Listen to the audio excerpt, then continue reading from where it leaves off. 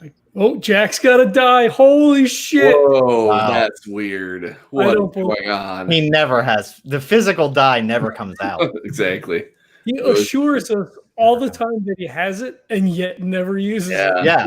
You always hear the Yahtzee cup on his phone, but that's all you hear. Fuck. I do appreciate that when he uses the phone, he always shows it to me to prove he's lying. And I'm like, I trust you, man. He's like, nope, verify. Trust but verify, my friend. That's right. Just let you know, every dice roll I've ever had, I've lied the whole time. Yeah.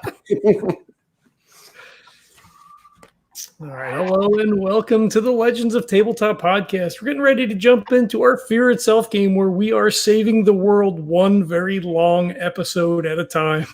All right. We'll give a recap for the last session. Please. It's been so long, I don't even remember what happened. I know. Dude, I don't know my name in this whole thing. Christ. Look, I was impressed. You guys completed what I would have considered. I mean, it could have all been one mission, but at this point, you basically did half of the mission in one episode. That's like your most efficient yet. You might actually do one mission in 2 episodes. Yeah. I love how we're like the most important people in the shadow organization, and it's really hard for us to get things done in a timely manner. Yeah. It's not about the speed at which you complete the task. It's about completion, checking off all the things, dotting all the I's, crossing all the T's, you know. That's right. Yeah. It's about quality, not quantity. That's right. Exactly. That's right. Oh, which, by the way, I heard a new episode slightly off, not off topic.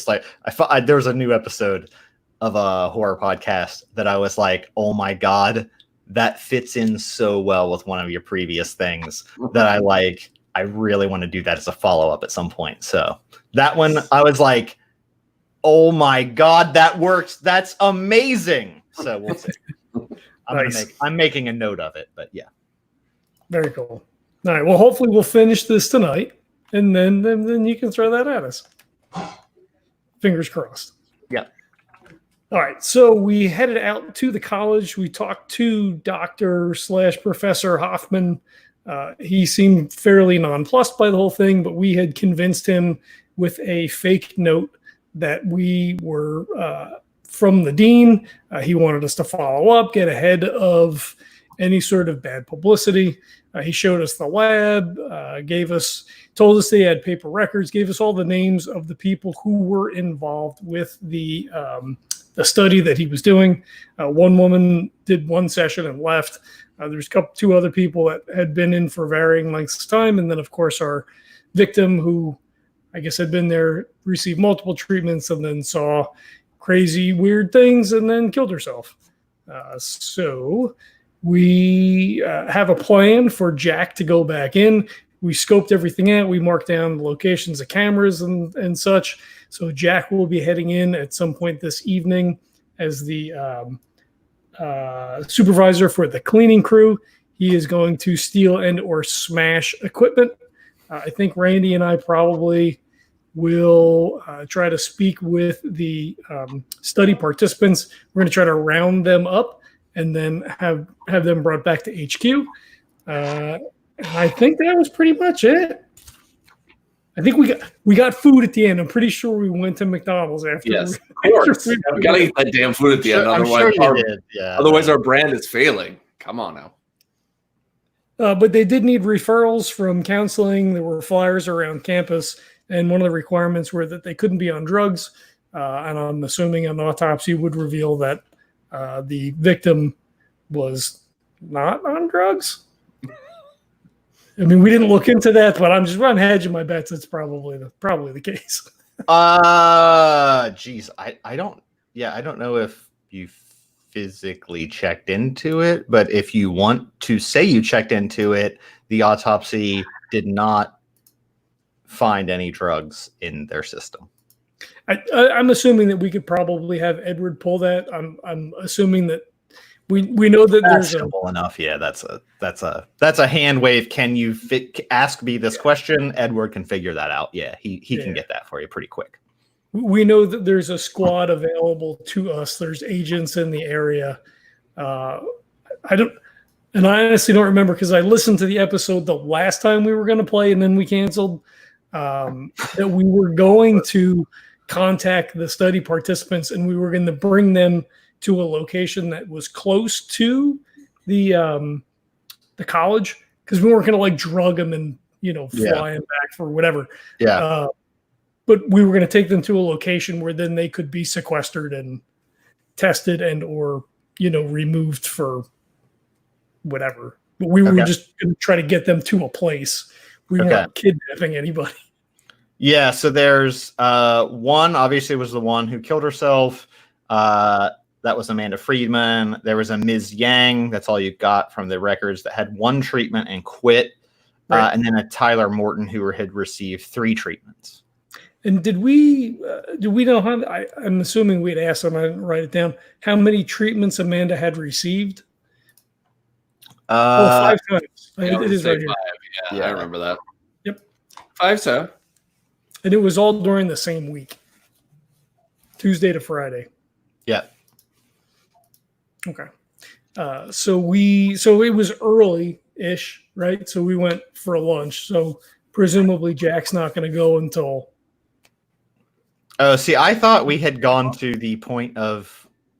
I thought at some point you had done everything and we're at the van. Is that not the end of the last episode where you were at the van with Jack, debriefing? I thought we were pretty close. So my recollection, and I could be wrong, right? So I have to edit all this out. Yeah, you're old. You care. I know, right? We had the interview. We did the thing. We talked to the guy. We did all the stuff, and then we went back out because we had rented a fucking Beamer or whatever because we're supposed to be lawyers. Yep. And we went back to meet with Jack at McDonald's because it's Randy's favorite place. Yep. And we were going to give him the breakdown. Like, here's the map. I'm going to sketch out a map, tell you like where all the stuff is at. And then I assumed during the day, then we could try to contact those people, get them sequestered in preparation for Jack to make his move in the evening. I didn't think we were at that point yet because I know we didn't talk to anybody. You didn't try to contact any of the subjects of the experiment. That is correct. I do not recall that. I didn't know that was going to be your goal ahead of, say, him, Jack breaking in or whatever. So that's fine. If you want to start at that point, that's okay too. I didn't know I thought you were basically like, we did everything. And I thought there was a point at which you were at the van and you're like, okay, Jack, time to get in there. That's what I recall. But if you want to go with the other, then Suspicion in this episode, we can't go back and back and back. Like, if you want to contact folks, that's. Well, I mean, that's technically a part of the mission. We could build tension because like Jack could be like, "Oh, I'm almost there," and then we cut to us, and then we're talking to what's her face, and then go back to Jack again, and Jack is, "Should I smash or should I not smash?" And then go back to us, and we're talking to Miss Yang. Miss Yang, what are you doing? Like that. I like that. Sweet. But, yeah, because we were specifically told to do that, and I don't think we would do it after the lab was smashed because then potentially our cover is blown. Like if we walked out and went to lunch and then he went to the dean's office, it's already more difficult for Jack to go in. Maybe. Yeah. You don't have to convince me. Yeah. It's whatever. I don't know. It's your guys' game. I'm just facilitating. Awesome. So if that's what you want to do, you don't have to justify it to me. It sounds reasonable. So yeah, if that's what you want to do, that's what we can do. So what then it would be, you took your Mercedes out, you go to McDonald's, you debrief with Jack. Here's all the stuff we found. You've eaten your meal, so there is no reason to be sitting at McDonald's for too long. And I think that we eat in our car because we're pulling up in the Mercedes, we're like, yeah, I'll take a double cheeseburger, please. And like extra cheese because I can afford it, and then we'll eat the car. And then don't give me that look, Neil. That's what we do here. It was more the extra cheese we can afford it. I worked at McDonald's for so long, and guess what? The extra cheese is 10 cents. Listen, I don't know Five who extra can't cheeses. afford, I don't know who can't afford a 10-cent slice Oh, of I can't wait. cheese. I You can flicked search the parking lot for I that. flicked the guy a dime, and he tries to like make sure it's real, like He underdog bites it. did. I'm Yeah, like a exactly. prospector. That's real silver. That's right. That's right. Yeah. I mean, yeah, okay. If you want to eat in the Mercedes, you eat in your Mercedes. It's a sedan, so I guess you two are sitting in the back and Jack's in the passenger seat because you also have a driver, I assumed. I think we just Jack, ran it over. Jack orders a McDLT, and then he realizes that hasn't been around since like 1987 or whatever. So Nice. he says, "Oh no, sorry, give me a triple cheeseburger." Nice. Randy's really excited about it. He talks to you for about a half an hour about like, well, no, probably a half an hour, probably about 5 minutes about how they used to have like the little coupons that you used to get a free McDLT, but they didn't limit it per customer. So like he just grabbed a whole thing of them. This is something I actually did in high school. And you and you just come back and you're like, sorry, doesn't say one per customer. Oh God. Wow. Yep. This is how this face became so beautiful. McDLTs. Back to the program. Cool. The lady behind you tries to order a McLean, and they kick her out for because there was no reason for anyone, even if you're trying to lose weight, to order that sandwich. It was a horror show. Oh yeah, it's like ordering a McRib. You might as well just order like 5 McRibs. Yeah, like it's fine. You're at McDonald's, and the McLean isn't. Just don't bother. Come on. John, you can title this the anachronistic McDonald's episode. Yeah. Okay, so you're in the Mercedes, I presume, in the McDonald's parking lot? I don't know. You guys seem to disagree with everywhere I'm sitting. Okay, let me put this away. Where are you sitting? In what venue are you sitting to discuss what you found with Jack and what your next moves are? Proceed. I guess if Randy wants to be in the car, I guess we're in the car. Yeah, that's fine with me. Yeah. Okay, you're in your Mercedes in the McDonald's parking lot. It doesn't matter at all where you are, but I'd really like to know, because if I say you're at a Walmart parking lot, I'm going to get argued with. So where are you sitting? Les, in the McDonald's parking lot, we're like in the corner. Jack's got the van like sort of like pulled up next to us. Okay, so everyone driving by expects you to be rich people shame-eating garbage food, and you're having a discussion. Yep. Go. Right, About what you found. I thought you already debriefed him. If you had not, based on the episode, then you can debrief however you'd like, and then decide what you're doing for your next move. Go. All right, so we were in there, right? Like it went pretty good. He bought the story. We gave him the letter. We told him that, the dean was trying to get ahead of it. So I think we're okay. So like he, pulls out a piece of paper and like starts sketching out a map. And he's like, all right, you need to come in the front door. And there was a security guy, and there's like a bank of like, monitors and shit. And like, a little XXX, like here's where the cameras are that we noticed. He's got a key, there's like a keypad to get in, but they should give you that, for the cleaning stuff, right? Like you got to have the keypads because you got to go get the trash and everything. So in his bottom right drawer was the paper files. So you need those. There's 3 people, Mrs. Yang, Morton, Randy Morton. What was his last name? Thatcher something? Morton was the last name. It's Tyler Morton. Tyler Morton. Yeah. And then there was another person. Wait a minute. Was. And then Amanda, but she was dead. But you got to get her papers anyway. Well, she is dead, but she is Amanda Friedman. She's still a person. Look, man. Just because she's dead doesn't mean she actually existed. No, not a person. I get it. We got to get all the paperwork. It's in the drawer. Just grab everything in the bottom drawer. Fuck it, right? Just throw it all in the trash. Here's the deal. I'm going to go in there with a big trash can and a big, contractor bag, box of bags. And frankly, I'm just going to dump everything in there as fast as I can. I'm going to unhook the computers. I'm not going to break anything. I'm going to unhook everything, unplug it as fast as I can. I'm going to throw it in there.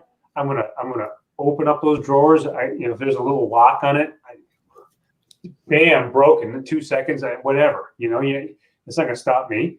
I'm going to dump it all in that bag, and I'm out of there, man. And my crew is not going to say anything. I'm going to walk by and pushing the thing. Okay, out, boom, you pick me up, we're done. I'm looking at 5 goddamn minutes in this thing. Let's do it. So then probably do it towards the end of the shift then, right? Because you're gonna have to stay with those guys, right? So I mean, no, who says? Look, once I got this, we're done. I'm in with them. Why do I have to stay with them? I mean, I guess that's true, right? I mean, fuck, I guess it doesn't matter, right? Yeah, I'm not. What am I going to go take him out to McDonald's afterwards? Come on, I don't. I mean, whatever. But I tell you though, you gotta. So he's got that. So there's like this contraption, right? Like a fucking. It's not a laser, but like, you got to take the helmet. So there's like, you saw. I mean, fucking Ghostbusters, right? He puts the fucking collar on him, little wires and shit. Well, he's got something like that, right? Mm-hmm. So that's what goes on the head. Good. So you gotta like fucking take wire cutter. I don't know. You got to get that thing, or you got to break it. Computer is going in first. No, but you got to get the helmet thing. Helmet's going in second, so don't crush the helmet. All right, that's fine. That's fine. I'm just saying you got to take it. Is all I'm saying. Third is all the files. Okay, and so what is it like? Are you guys gonna try and cut the cameras or what? I highly doubt anybody's gonna be looking at these anyway at the camera. Who's going to man that shit? Well, I don't know if they keep security on at night, right? So, like, that's what I'm saying. Look, this is in and out, like a duck mating, as they say in Remo Williams. Okay, so we're in and out, man. I want this stuff in my garbage can as fast as humanly possible. Probably I will check the filing cabinets first. Because if I got to break them, I probably should do that first. Break them, All right. Get that shit in there. Then I'll do the computer. Then I'll do the helmet. Okay, so the computer in his office, and then there was at least one computer in the room with the apparatus. There's 2 rooms. They're next to each other. Okay. His office, so the files in the drawer, his computer, the computer in that room, and the helmet. Okay, I'm doing his office first, man, because those filing cabinets, like I said, if they're locked, I'm gonna easy. Well, it's just one. It's just a drawer in his desk. Just a desk? Yeah, the bottom right-hand drawer. Okay, that's easy then. Okay, so I'm doing all paper files. I'm doing that. I'm doing his room first. All right. I don't want to throw a huge thing in here, but for Randy and Erin, they're not side by side. His office and the lab. I was going to say, weren't they down the hall? Yes, the lab is down the hall, down a floor. Down a floor. Okay, like you're going down an elevator or stairs. His office is in has windows to the outside. The lab does not. It's secret lab. Look, I'm hitting his office first. Just so you know, I just want to make sure everyone's aware that it is important. The office isn't right next to the lab, and it's not on the ground floor. Yeah, the office is on the ground floor. The lab is a floor down. Yeah, I was going to say, I thought it wasn't next to him. Okay. Yeah, no, it is not Randy. Randy can correct that mistake. Yeah, so I will hit his office first. Okay. I will take hey, here's an idea. I don't know if this really means anything. Probably not. They wouldn't have some system in place where if I unplug his computer, like they're going to know, right? I don't think so. I don't think so. It probably turns it off at night, right? I mean, that's what I'm assuming. I think the only thing that would alert them is if you unplugged a camera or something. Yeah. Okay. So that's what I'm thinking. I doubt it's going to, if I just kind of like position my bulk, in front of whatever I'm doing and look like I'm cleaning something, I don't think anyone's going to notice. Yeah. So, although again, do you guys remember what? Do you remember what kind of computer? What was it? Do you know, or do you not remember?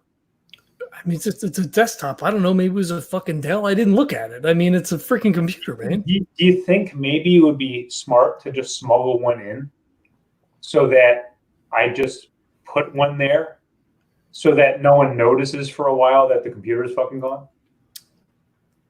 I mean, I guess we could. Fuck. I mean, I don't. Randy, what do you know? What kind of computer it was? I wasn't paying attention. I think I would. No, I think Randy would have noticed because he actually was looking at it. I think I remember last time we played, I was actually looking at it to see if I could see something while they were talking. Yeah, sure. It's a Dell, like it's one of those Dell desktops that's like the flat, right? The flat with the monitor sits on top of it, sort of like not fancy, not crazy, but just like a normal, just kind of like. Why don't we just go grab one from the Best Buy or some shit or whatever? Okay. And I won't even plug it in. I'm just saying, so that someone just looking around at the thing is not going to notice anything wrong. I don't have to look it up. I don't have to. I can just place it there. Right? Yeah. That's not a bad idea. No, because then you could hit that up first. Because if you do, is that the same? I'm sorry, I'm confusing myself. Is the computer that's in his office, right? Yeah. Okay, so then, I would do that first. Yep, because if you go to the lab first and you remove the helmet thing, someone's gonna notice, and then you'll be all screwed. So yeah, I would definitely do his office first, and then do the helmet, and then get that file. And if we were just put it doesn't even have to be the same computer as long as it looks halfway like the same thing. No one's gonna notice. Probably the dude won't even notice until the next day when he goes to turn the thing on or whatever. Yeah. All right, hey Randy, maybe you can you think you could pull up like some kind of floor plan or something? Like maybe they've got something on the school website. Maybe you could hack some shit. You're good at that. So what am I hacking? Am I hacking the system? Am I hacking the cameras? What am I doing? Oh man, if you could get the cameras, that'd be fantastic. But I assume that shit's like all fucking hardwired in. But I think we talked about that before. I think it's all hardwired into the college, so I'd have to be at the college to actually do it. All right. I think what he was asking was whether you could just get a general floor plan. Like can you find the floor plans to the place? Which, if you give me a computer use or research, you could.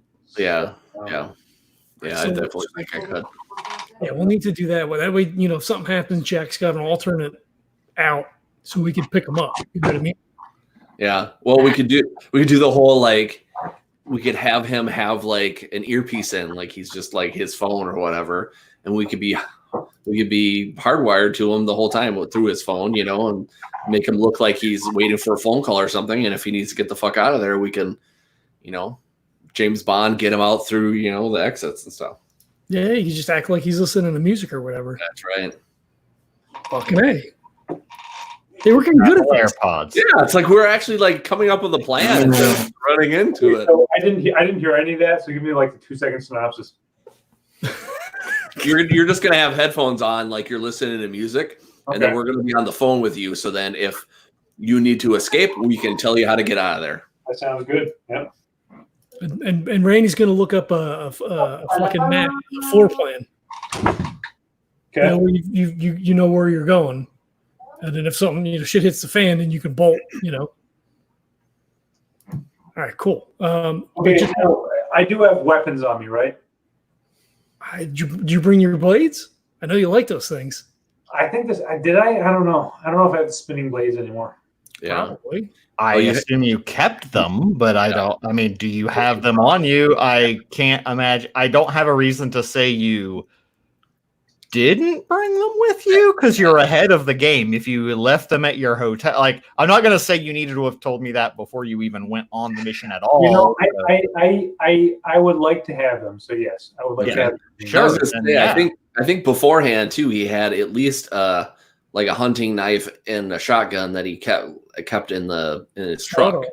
Yeah, I mean, you buy canonically, you always have at least some amount of weapons. Okay. So I'm assuming if you want the blades, you got the blades. If you'd rather have a knife, you have a knife. If you want a gun, I don't even think you need a preparedness unless you want something crazy. If you just want like a handgun, you can have that too.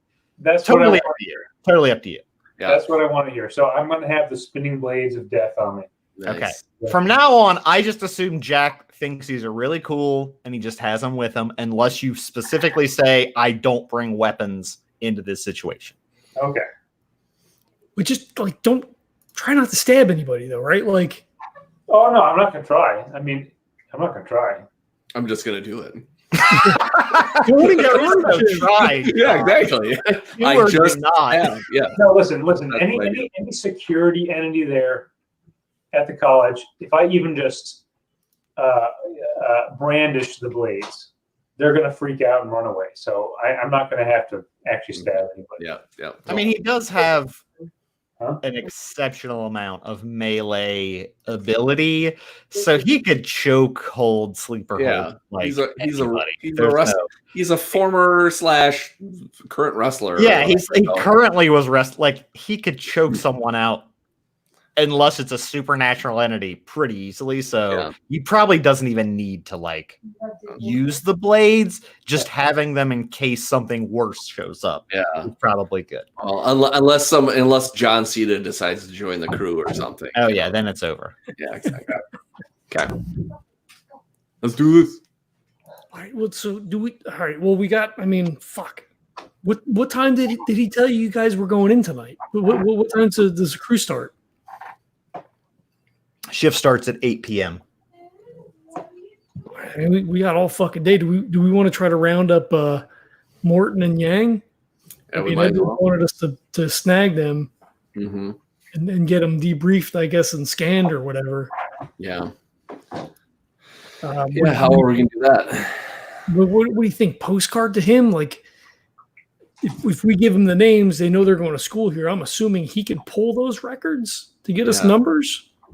Yeah. Well, the thing is, like, why, if they have people that are around, like, why do we have to grab them? Why can't they just, we just be like, okay, we find out if they're there, maybe talk to them, tell them that we're, doing research on this, whatever phenomenon or whatever, and then give them the address to let them grab them, I mean, I guess. I mean, he told us to get them, so I don't know. Yeah, but how are we gonna get them? That's my question. Well, but here's the thing, right? So we go in the suits. Okay. We put on a different wig, right? We got the fake glasses and shit. Okay. And just be like, hey, we're with the college. We give them the lawyer spiel. We heard about the Amanda, and we want to bring everybody in for some counseling. You and Mr. Morton. And there's this location we want you. We have a thing scheduled for you. If you could make it tonight, that would be fantastic. Blah blah blah. We have both go in, they grab them, and then we don't have to do anything else. Yeah, but what if they say no? I mean, I don't know. Maybe we just tell them where they live, and then they can go. Like, I don't want to kidnap anybody, man. Like, I don't. That's my point. Like, why don't we just make sure that they're there? Call Edward and say, hey, this is where they're located, and have them grab them. I mean, I guess. I mean, if we got to contact Edward anyway, I mean, if he can get the phone numbers, he can get the addresses, right? Yeah, listen, he can't expect us to do all this plus kidnap a bunch of people. Yeah.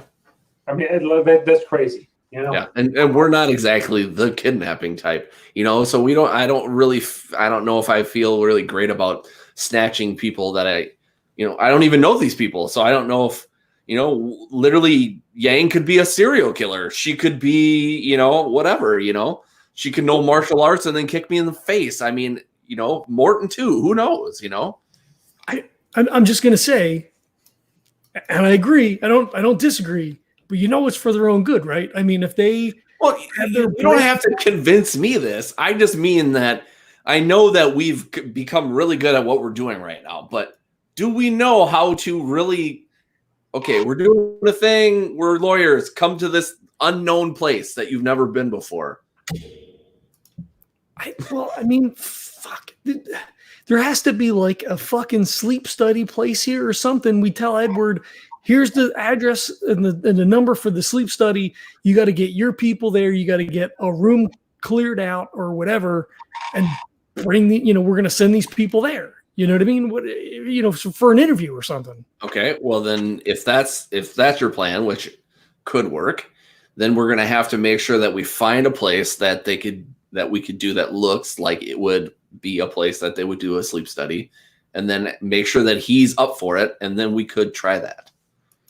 All right. Well, all right. So cool. We'll send him a thing.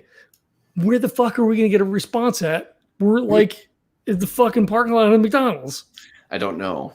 I mean, the only thing I can think of is putting it into a mail receptacle or whatever, and just sit and wait for it to I don't know. Well, I don't know how these things work. At a character, we were far away from home, right? Like hours worth, and we knew we were gonna. Did we stay at a hotel? Sure. I'm not positive, but sure. Let's say you are. I can't remember how far away. I don't remember. You're far enough away. I think it's in Indiana. So you would have a hotel unless you planned on doing this in a day. I assume we were in a hotel then, right? Because then you're in a hotel. Yes, that would make sense. Yes, sure. Let's say that. Yes. All right, cool. So we just have to go back to the hotel. We'll wait for the thing. Let's make sure we never go to a place that doesn't have a hotel. Otherwise, I don't know what the hell we're going to do to get a hold of it. Well, we just have to have a base of operations. That's all. I mean, yeah, but I suppose. Okay. Yeah, let's do it. All right. And I'll tell them to send us some cash because I didn't bring any of the drug money. And if we're going to pick up a computer, I'm certainly not putting that shit on my credit card. Well, we should have we should ask him for a corporate credit card or something so that we can We don't want any of that tied, right? Like, if we're going to steal shit and we're kind of on camera, sort of, like, that's true. still going to be in cash. True. Just like any movie where like people are trying to not get caught, always paying cash. I mean, I would assume at this point I will give you the concession that you likely have a reasonable amount of disposable cash on hand. Yeah, it just makes sense. What I meant was like earlier on, do you have $25,000 in cash? No, probably not carrying it on you. And if you do, then that's a whole other liability. But we've got probably $3,000 of fucking spending on us. You know what I'm saying? So yeah, I would say $1,000 is nothing. You could easily have $1,000 in cash. I would say your petty, you could have, I think $1,000 each in just cash is totally reasonable. Like you have that for sure. And that's not including like the hotel and stuff all gets paid through some black ops account thing through the pseudo government, through some consulting company. You don't pay that yourselves. That gets booked through, the Nighthawks. So you do have like a reasonable amount of disposable income to do a lot of stuff. Okay. Yeah, that makes sense. Because then we don't use like debit cards, credit cards when we're anywhere. Typically not. I mean, the booking stuff can go through these weird channels, right? It's like untraceable and like, right. Oh, it's some card that's charged to some shell company. But like when you're out and about, so that you don't get traced geographically, you can basically, you have like a decent, like $1,000 of cash, unless you request more and you can have more. But right now, I would say $1,000 easy on you to just like pay for stuff. Yeah, because I'm definitely paying with a hundo when I'm going to McDonald's. Just looking. Yeah, and they're like, "We can't break this, sir," and they look sad at you. Aw, and I say, "You know what? Keep the tip." Careful, you just got spit all over your screen there, Neil. All right, so so that's the plan, huh? So let's go back to the hotel and send a note, see what Edward says. All right, cool. Okay, you go back to the hotel and you're sending a postcard to request a team to like get the other 2 participants? Well, so yeah, so he sketched out a note and he says, okay, these are the names of the 2 people. They go to school here. They participated in the study. Can you get phone numbers, addresses? Can your guys pick them up? Grab them from home, or conversely, is there a storefront that you can put your people into, and we can try to send them there under the auspices of, hey, we're the lawyers from the school. We're concerned about the situation. We want to make sure that you guys are okay. We found out it's Amanda and you killed herself, blah, blah, blah. And we want to have you talk to someone, from the school, therapist from the school, at X location. Why don't we just no charge to you? Why don't we just set up a date? Why don't we just put a date on that for like a week from now, right? And we just send another team in after us, so it doesn't have to be us. That makes no sense. But I think it makes sense to have a separate team a week from now that goes in and actually poses and has a fucking fake address or whatever. They can handle that, Well, there's other agents here, people on the book, I guess, people that they have that our organization has access to, friendlies in the field. Yeah. So yeah, I mean, so we'll include all that. Do we want to have something set up in 3 days at this location? Can you prepare something? We'll contact them and ask them to come to this location for a charge. I think that's reasonable. There's no reason we need to kidnap these people or whatever the hell. Like, we're not equipped for that, So let's push it off and say, listen, we'll set the bait, and then we'll just tell the organization that, hey, listen, you got this thing a week from now, so you got to be ready for it. Send. Okay. To see what his response is, right? Because he might just turn around and be like, no, I want you to go and fucking grab him. And then it turns into a whole fucking thing. Or, okay, yeah, we can have, this place, here's the address, it'll be ready. Give them this doctor's name, this address, here's the phone number. Let's do that. Let's send it and see what they say. So are you asking him to set up a fake thing that you then deliver to the people? Or are you just asking them to nab them in some way that you aren't the ones delivering the stuff? So either or, right? So these are the names. Yep. I'm sure you can, Edward, you can find the addresses. They probably live close to the school because they go here. So either A, can the other team snatch them, as that may be more appropriate to their skill set, or would you rather we contact them under the guise of the lawyers?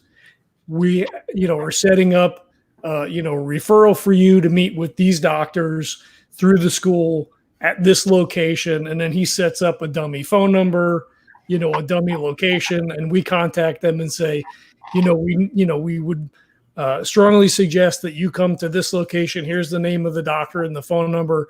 It's free of charge. We want to just, talk to you and make sure that you're okay. We want to get all your information and make sure that, as a college, we have all of our ducks in a row and that we're, staying above, we're being above board with you and we're trying to stay ahead of it. If there's any questions, comments, like take that route instead. And then they can just snatch them there, right? So they're not breaking and entering. They're not whatever. They went to the doctor and then maybe they disappeared for a couple of days or a week while they scan them and check them or do whatever it is that they need to do to satisfy themselves that they're not going to do something. Okay. So you send it. You wait.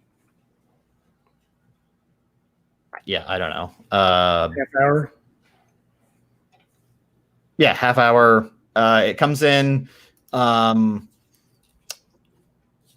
Roger that on the names. Priority is extraction or destruction of equipment. Field agents will handle the research subjects. Yeah, baby. Thank you. Okay. So yeah, so Erin reads that out and says, "All right, we're off the hook. I guess they're gonna." Nice. Well, that's good though, because then we can be navigator for Jack, and we don't have to worry about these guys. All right, cool. Yeah. Yeah, and they're probably. I mean, they're going to be better at that probably than we are. Yeah, definitely. Probably. Yeah, I mean, you guys are not necessarily like kidnap field agent types. No, So not yet. that works fine for them. I think the lawyer thing could have worked, but that's whatever. I mean, it could have if you wanted to do it, you can do it. No, It's just that's fine. it seemed like you seemed like you were hoping they would maybe Because take it. we know the other thing would actually happen, and They're us, fine we never know what's taking gonna- it. You know, Yeah. it doesn't mean there's not going to be potential issues with them taking it, but it's we don't have to worry about it by then. that's not your That's not problem, us. and they're handling it for the moment. So Yeah. there's that. If they screw up, they can deal with Edward.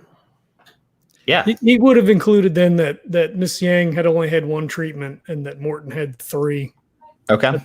That Amanda had 5 in like 5 straight days. Okay. So if that makes any difference on their end when they're doing their Research. their analysis or whatever, that they have that. I mean, we're gonna get the files theoretically anyway, but Yeah. Well, ahead of time. Good to know. Good to know. yeah. Okay. Okay. So yeah, right now it seems like yes, the Nighthawks field agents are going to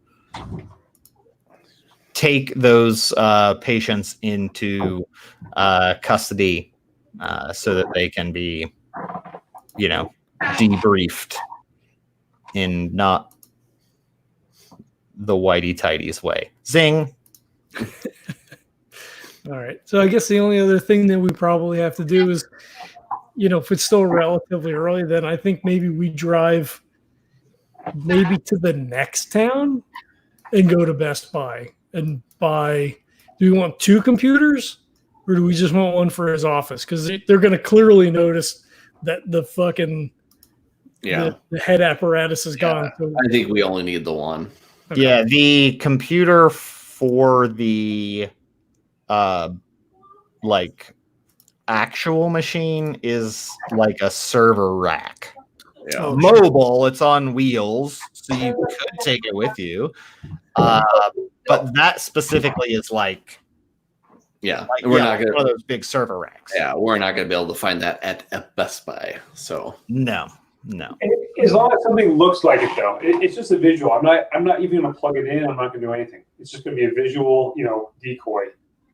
It would still be very difficult to get something like that. yeah, That let's get, looks like let's that. get the one computer.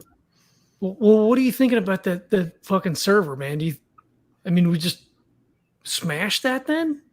Like, I don't think he's going to be able. Jack, you're not going to be able to wheel a fucking server out. Well, how big is the server? Aaron just like puts his hand up, like, what? It's like 3 foot wide by 5 foot tall on wheels. Come on, really? They don't have that. No, you know what you could do is you could just bring like a beverage, like a soda or a water, and just pretend like you're doing stuff, take a sip, and then just go to the back of the server and just, dump it down the back of it. See, I don't trust that's going to really break it, though. Yeah, is that recoverable though, man? I mean, I don't trust that. you do that shit, right? You're computer smart. Yeah, that's true. It may short it out, but I don't think it's going to kill the drives, right? All that data's still there. Yeah. Okay, let's think about this then. Okay, so now you're saying this thing is like 5 feet tall. Well, there's still a computer in his office. You're going to swap that one, but the one where the helmet is, like where they actually do the work at, it's like a big fucking server. Okay. You're not going to be able to get that past security. I'm not going to have time to somehow unscrew all these, drives from the damn thing. That's not feasible. So we got to figure something out here. So Randy, destroy is an option. Yeah. Is there does it save data across all of the the different parts of the stack there, or like could we key in on one particular spot? I don't know how it works. Well, you know what I could do is I could find there is probably a way for I could probably walk Jack through putting in some code in it to get it to destroy itself, but that might be tough. I don't know. You could, I mean, if you want to burn a computer use versus rolling, because I'm going to have you roll against stuff you're not spending points. But if you're spending points, I'll just give it. That's how I knew. But I feel like it's really easy just if I'm giving you ideas all the time. So if you want to spend a computer use, I can just give you some ideas. Okay. Well, it's funny because I literally just Googled how to destroy a server. Well, there you go. And boy, there are some amazingly detailed things. And I was like, should I be researching this? I'm sure somebody has flagged me already for doing this. Yeah, you're on a watch list. Yes. Hey, Google, I was kidding. This is for a role play. Google, I was kidding. Shit. Well, hey, this is my evidence. Yeah. I mean, like smashing is always, like yeah, but that's more noticeable and very, very loud. Yeah, you don't have the whole Clinton bleach bit thing. It's not even going to do it. So you know what? I think I will. I think I'll roll for computer use. I'll just do it. Just spend points, man. Do I have any points? Let me see. Yes, I do. All right. What should I spend, or how much do I have to spend for a decent amount of information? Just one. All right, spent. So there's a couple ways he could do it. Obviously, easiest way, just fire. You could set it on fire. That's obviously the most noticeable. However, you could theoretically, obviously smashing it louder, but could be done. If you're looking for less noticeable ways of doing it, a drill bit, just a drilling through the various hard drives will work. Or Randy is very good with computers. He could likely talk Jack through formatting the server to manufacturer specs and deleting all that data. Or if you wanted to go the extra mile, you could even infect it with a virus that does the whole format, rewrite extra data over it, then formats that, then rewrites data so you can't recover it at all. Those are very common, actually, for hacker tools. Yeah. And you do know a hacker that, if you really needed help, might probably already even have that on hand. Who's the hacker? That lady. Yes. Yeah. Lady Braun. Is it Braun? Braun. She's a hacker? Yeah. Yeah. That's her whole thing, is a dark web hacker for information. Yeah. I pretty much owe her my life at this point. There's not. No, we're square with her. We recorded the thing. Oh, yeah, that's right. Yeah, you are square. So you do have her as a backup if you wanted a very easy. If you really wanted to call that favor, there's no way she doesn't have a virus that just fucking formats and rewrites shit over and over and over until there's nothing left. Okay. Yeah, I think that's our best option. I don't want to try to take any chances. Like, I think the smashing is going to take too much attention. The drilling, again, loud. You could find a drill that's not as loud, but still it's going to be loud. I could walk. I could walk him through it, but then he'd literally have to look like he's on the computer. I mean, he could pretend like he's vacuuming or cleaning or something, but it's still going to look like he's on there. If he's cleaning, he could put we could do I'm guessing a USB drive on the back of it and just keep letting it go, and let it rewrite everything. Unless it's a code, of course, that we can just program it to him. I feel like there's a third option. I don't know if we want to cache this chip already, but do you think Delphine could fucking magic that shit up? Oh, look at that. That's a good option. I mean, it's well within a demon's powers to smash that shit easy, sure. Could she like fucking like blink in and then like grab the server and blink out? Like, I don't know how that shit works. That's a good idea, man. We have our own evil Nightcrawler. She can bamf in, take it, and bamf out or destroy it or whatever. I mean, I don't know if that works though, right? Like, I don't know if she can take stuff and like it's only been. You know what? Once. Okay, I'm gonna squash that right away. I know I'm not really the official leader of this group, but I really think that we should save her for something a little more hardcore, I think. Breaking a computer. Yeah, exactly. Can you break my computer for me? I'm just saying. That's all. You know. It's a good idea. I think we should save her for something much more major. I think. Yeah. Look. Again, how far is this thing from? Because look, I mean, I've got some kind of a dolly. I could just unplug the whole damn thing and just wheel it the fuck out of there. But I mean, what if they keep a security guard at that front gate? I don't know. I mean, then listen, dude. I remember being at college, right? Those guys, they just sit there reading a goddamn magazine. Like if I'm like, hey, I'm taking this out because it needs cleaning, they'll just be like, oh, okay, whatever. You know? I mean, if you think so, I mean. Well, here we go, Jack.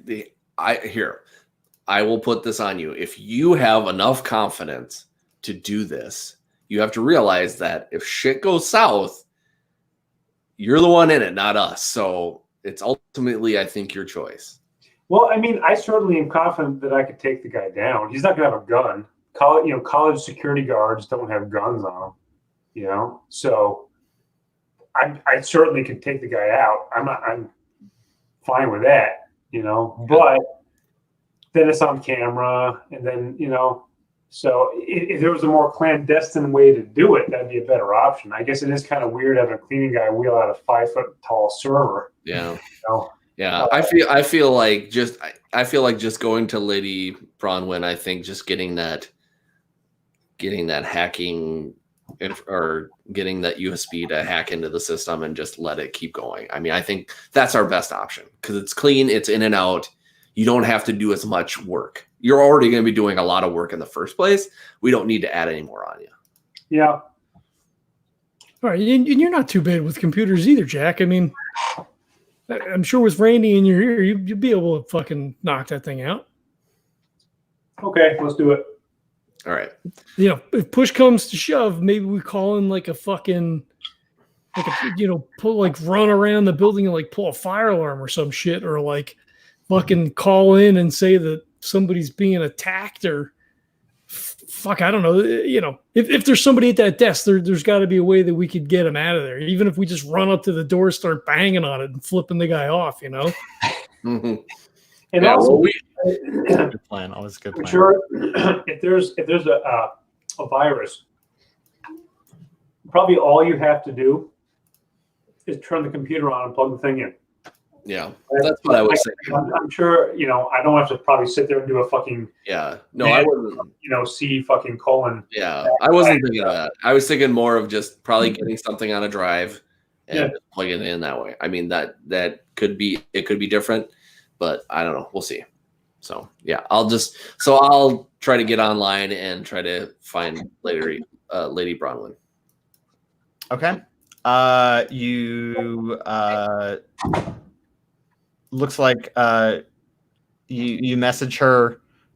She gets back to you with a chat room invite to some untraceable chat room type place. What's up, cutie? Well, this is new. Lady Bronwyn, I put a question mark just because I've never heard her say that in my life. Get an LOL. I'm just messing with you. I thought that would get you all riled up. Oh, big nerd thinking you can do that. Okay. What can I do for you? I don't say that. So, I need another favor from you if you're willing. Willing? probably able, but it's always about the cost. All right. So then I basically spell out what we want. We want something to, basically crash the computer and just kind of bring the server down. She agrees with a caveat that she can give you what you want, but because information is her livelihood, she proposes that it will scramble all of that data. They'll never be able to recover it, but she will get a copy of the data encrypted so that only she can access it. Yeah, deal. I don't even care. Okay. Are you sure that does not sound like a good plan? Smile, like literally 3 smiley faces and then winky face. Well, here, my guess is she's probably just using it for research. I don't know if she's going to be able to use that for anything good. And if she uses it for something that's bad, guess what? We'll be there. I'm sure. Could you offer her something else? Tell her that we've, just fucking say that we've been we deliver it every time, but this is bad stuff. Offer her cash, dude. Right? I could offer her cash. $5,000. All right. Fucking crypto, cryptocurrency, whatever. All right. So I tried that and said, let's see. Well, you know what? No, screw it. I'm gonna say that I said deal, but then I'm gonna go back and be like, well, after further review. No, I'd be like, the play on the field. Yeah, okay. I tell her, I say, unfortunately, I'm been told by my colleagues that I can't offer that, but can I offer you a large amount of cryptocurrency instead? Super frowny face. Oh, you're such a tease. Well, I'm a bit. My accounts are pretty full. Money is not as big of an issue as leverage per se, but perhaps if you could get me some information on a less dangerous asset, we could call it even. Okay. I say, who are you thinking of? She says there are a set of files that a client has wanted from the Nighthawks about a person who they believe was possessed by a demon and is currently held in captivity. And according to her, it is not someone wanting to use this demon or anything. It's a family member of the person who was possessed who wants to have an exorcist, remove the demon from the host body, but it seems like the demon has some utility to the organization. And if you could get her that data of his whereabouts, then perhaps maybe he breaks out of that prison and is relieved of his possession. Can I just say something out of character, please? Sure. I like that you're referencing Nighthawks. Do you notice the hat? Does that mean anything to you guys? I can't read it. ATAC? This is the hat that Stallone and Billy D. Williams wear in Nighthawks. Is it? It all comes together. Wow. Yes, it is. That's awesome. Nice. Okay. Talk amongst yourselves. So I guess we're like reading over your shoulder. Yeah, I assume so, unless he says otherwise. Fuck, man. Like, that's probably fucking worse. Well, Like- the thing is, though, is that this is actually going to be something that helps somebody because they're going to try to unpossess someone that somebody's related to. This other one is we're giving people that have already been traumatized to her instead. Fuck. She was so much more helpful when we were in fucking Switzerland. Like, We're in the dark web. What do you expect? I mean, John, you know how it goes. The first one's free. Free. Shit escalates once you ask for that couple. Once you're hooked, that's when they get you. I mean, that's fair. That's fair. Fuck, man. If they catch us like fucking going against the organization, like that's like the worst fucking deal than if we just give her this data. I don't know. I think if she's asking that stuff, we cut her off. No deal. No deal. Listen, I'd rather just physically haul the goddamn thing out. Okay. Fuck. I don't know. I mean, she's been super useful so far, Randy. I mean, I don't know. Now, you know what? Now she's getting big for her britches. Okay. So. You get another couple question marks, and then cherry on top, question mark. It's a powerful family. Could be good to have some favors owed back. I think if we're trying to double cross the organization, they're going to find out. Yeah. Yeah, that seems like super bad. Yeah. All right. Well, I'm just gonna cut it off over then. I message her back and I say, you know what? I'm gonna say, I apologize. I've wasted your time. The risk are outweighing the information. I can compensate you for the conversation, but with what I've got for funds, but unfortunately I can't do anything else. No worries, winky face. It's all just business. Catch me on the web sometime.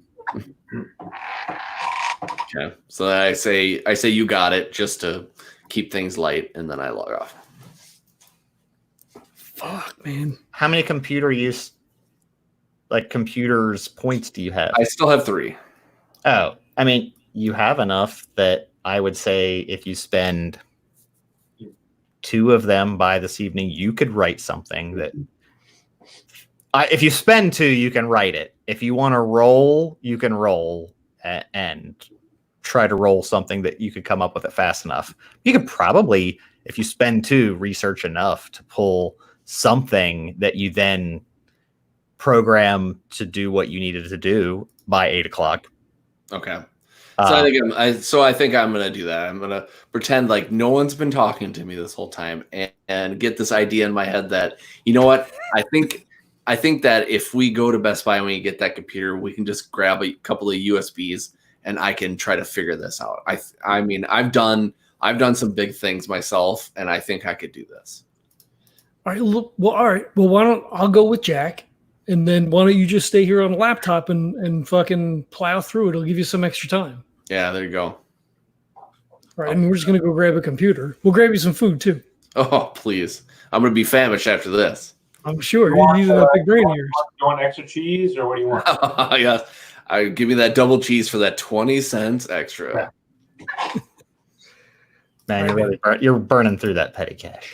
That's right.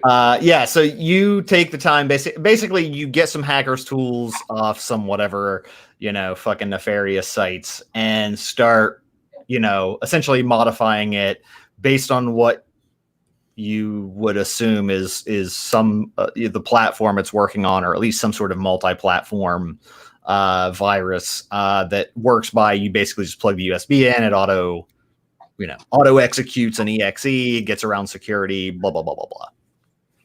Cool. And in theory, we'll wipe all of the data in that server over and over and over, so that you can't actually retrace what data was in there. Okay, perfect. So far, seems like it's working pretty well. Okay. All right, we go grab a computer, standard out of the box, Dell, something that looks real similar. Okay. No bells and whistles. Oh, Yep, you just get like a regular old Dell work station from Best Buy. sure. Yep. It's like $350. Nice. It's so cheap. Erin will keep the monitor since we're just replacing the tower part. Yeah, you can really geek out on that Upgrade monitor. that shit. Yep. Yeah. Why not? It's on the company. Yeah. They don't know what you're doing with it. So yeah, we'll stop and get hoagies or something for dinner. Let's get them Taco Bell. Oh man, I can't eat that. It gives me the shits, man. Come on. Look, you guys want Taco Bell? That's cool. I know Randy will eat it. I'm gonna stop over here and get a hoagie. Okay. I mean, they're probably not any good out here, but if they got a Subway, I guess it'll do. Oh god, yeah, hoagies in Indiana. Oof. Real Good bad luck. deal. Good luck. Yeah, I mean, Subway, that's gonna be your best bet. This ain't fucking like the Northeast. Yeah. It's just gonna be just like store-bought turkey, man. They might have like some lone what's that one like Jersey Boys subs or whatever the hell it is. Yeah. Jersey Mike's. Think of Jersey Mike's. It's not bad. They cut their own meat. No, they might have a Jersey Mike's out there. I spend a point of Podcast preparedness. not at all sponsored by Jersey Mike's, but could be Jersey Mike's. Yeah, so I guess we head back, and so we'll wait for Kurt to sit down.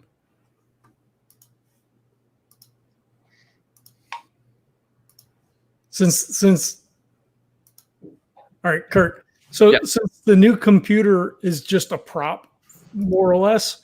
So when we get back, we got you Taco Bell and Jack Taco Bell. Nice.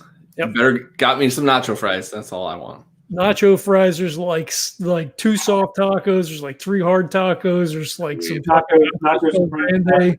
Yeah, nachos Bel Grande. Yep. No So- Doritos tacos, whatever that Dorito shell taco is. Oh, that's what I want. Those are great. But the nacho fries are better. So look, all right. So is that thing done? Do you think? Like the program? Yes. So look, let's set this fucking computer up. Plug that bitch in. Is it like multi-use? Like, is that thing just like on there? We can like infect shit like forever. Well, you're gonna have to leave it in. Yeah. It's gonna have take to be time to run. Yeah. Well, no, but Yeah. here's the thing, right? So like, Right. if we've got an hour still or whatever, and he's done, we set up the new computer. We plug that in just to see if it's gonna work. As long as it's not Oh, one-time yeah, the delivery. program would work on more than one thing. Yeah, Yeah. but you're not gonna be able to like dick around with it. But yeah, if you wanted to like turn on the other one and try it, sure, you could do that. Yeah, just to make sure that it's working like at all. You know, This we guy. plug it in and then nothing happens. Then This it's guy like, here is wicked smart.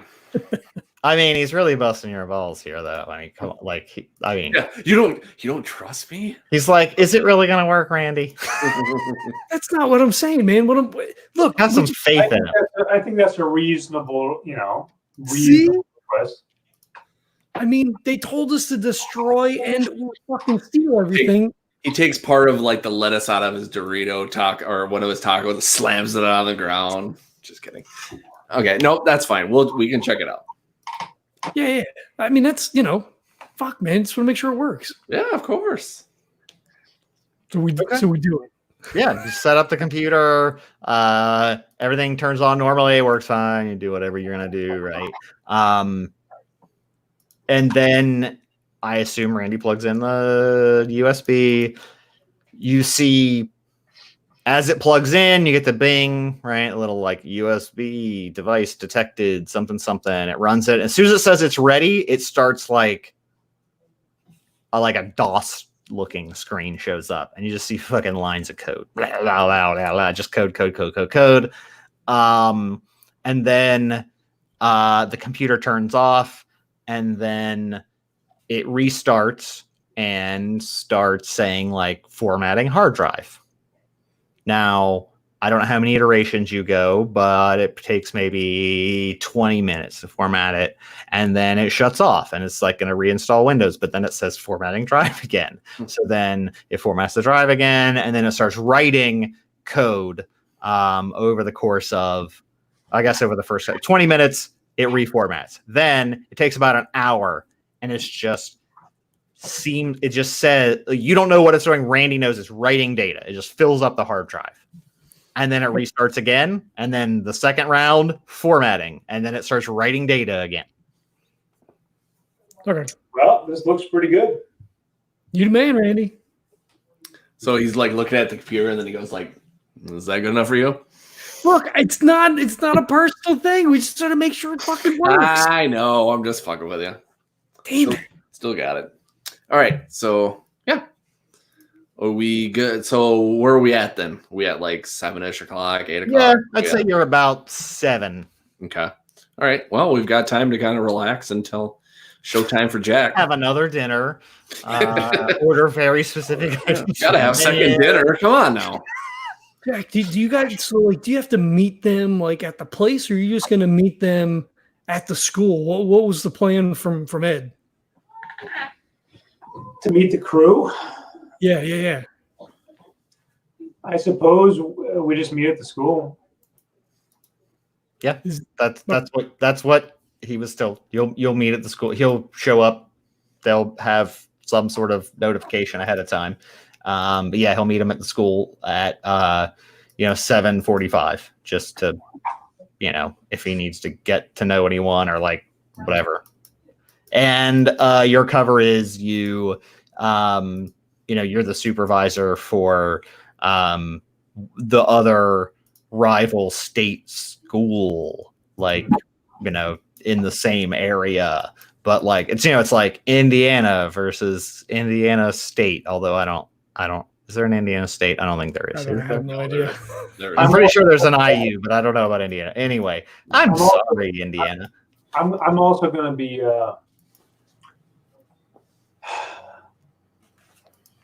I'm going to be like coughing a lot. Okay. Pretty much going to pretend that I'm just like sick, and I'm going to tell people, "Oh, look, just I'm sick. Just stay away. Like I don't want to. Okay.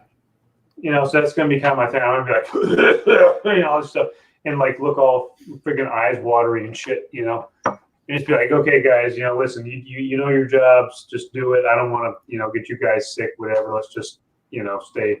That's gonna be my thing. Okay. And then we get him, like, he's in a pair of fucking overalls. He's got a hat. We put a different colored fucking wig on him.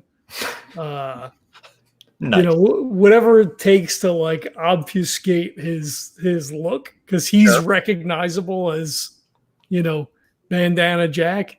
Yeah. So yeah. Okay. Yeah. So you can do. Yeah, you do your like Fake makeup. pair of glasses. Yeah. Like. Yeah. He's like. He tucks his hair up under his cap because, like, I assume as a wrestler, he had like the long, luxurious hair that everyone can notice. So like, if you can tuck it up, yeah, maybe people won't recognize you as much. That sort of thing. Okay. Yeah. Cool. Yeah. So. And then as far as, right, so like I think we talked about this in the last episode. There's keypad for his door and for the lab, but the company would have to have those codes to sweep the floors and pick up the trash and all that stuff. Yeah. So does Edward provide that to him from that sort of contact, if they can influence the cleaning company to say, hey, this guy is the supervisor today? Does he provide the codes to us before we go? Or does Jack have to say, hey, I haven't been here before.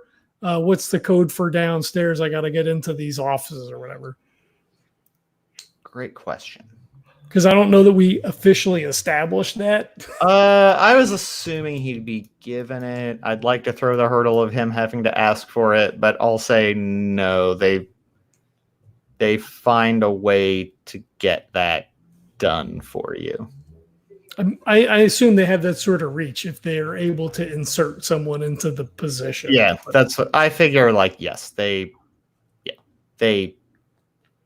do the switch and get that data.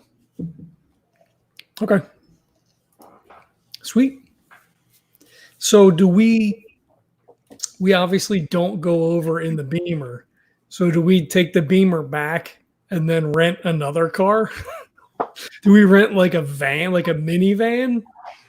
So like he's coming with bags and shit, right? So like we need easy access to get him in and out. Well, he has a panel van.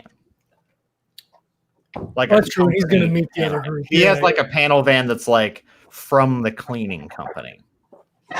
Basically. We don't necessarily want to take that, do we?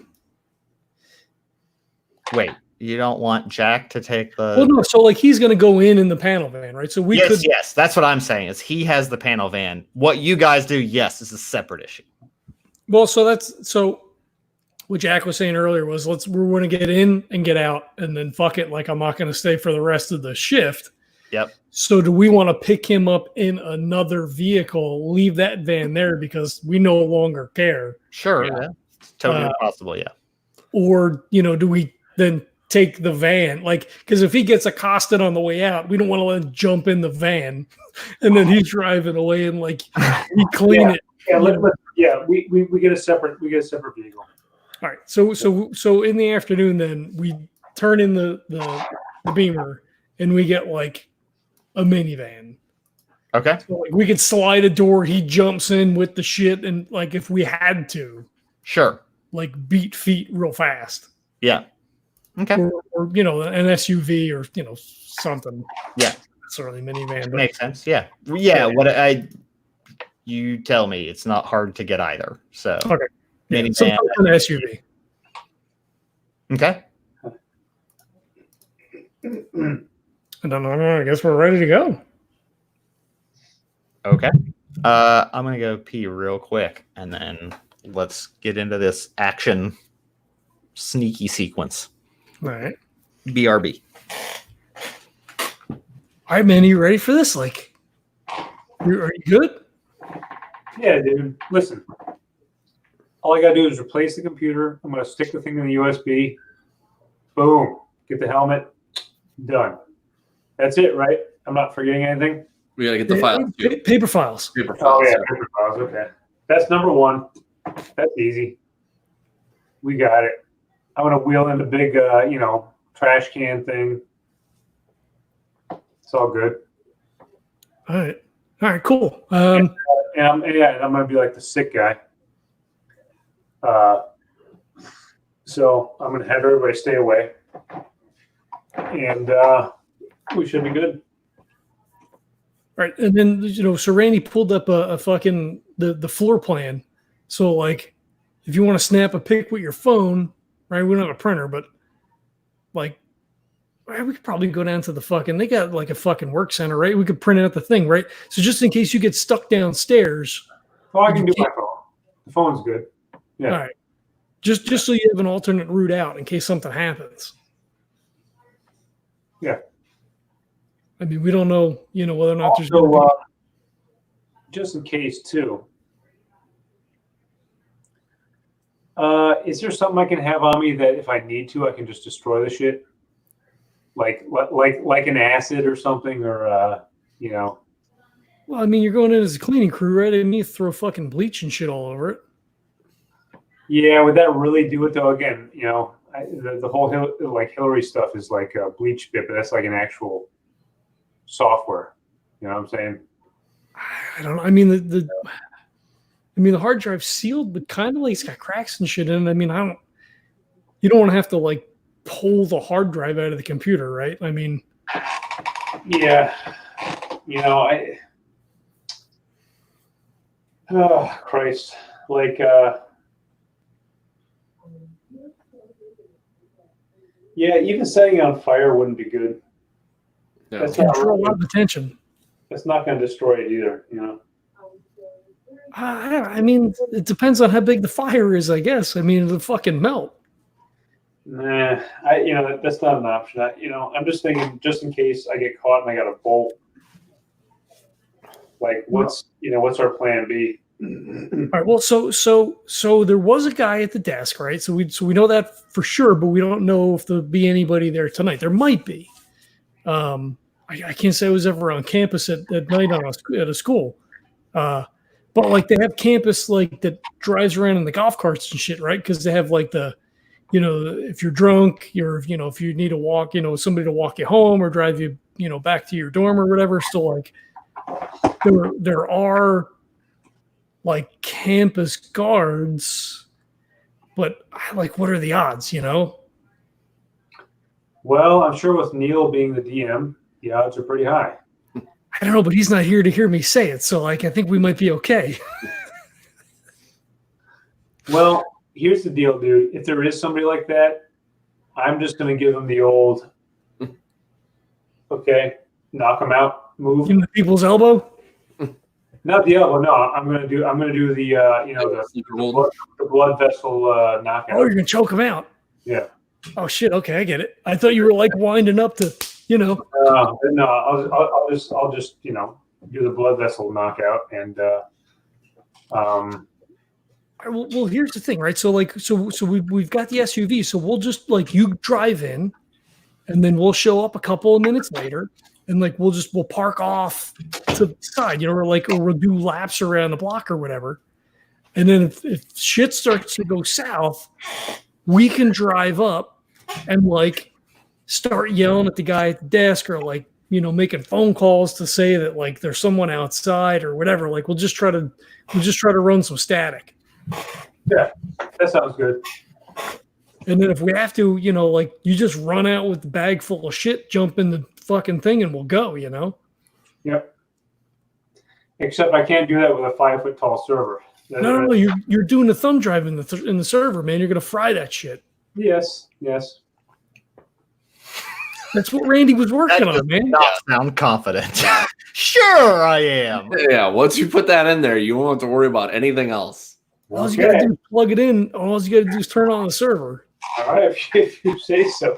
Or if it's already on, I guess it doesn't matter, right? You just plug it in. Yeah, the server will be on. The server's not going to shut down by itself. All right, well, you just got to fucking plug it in, man. Then it's fucked.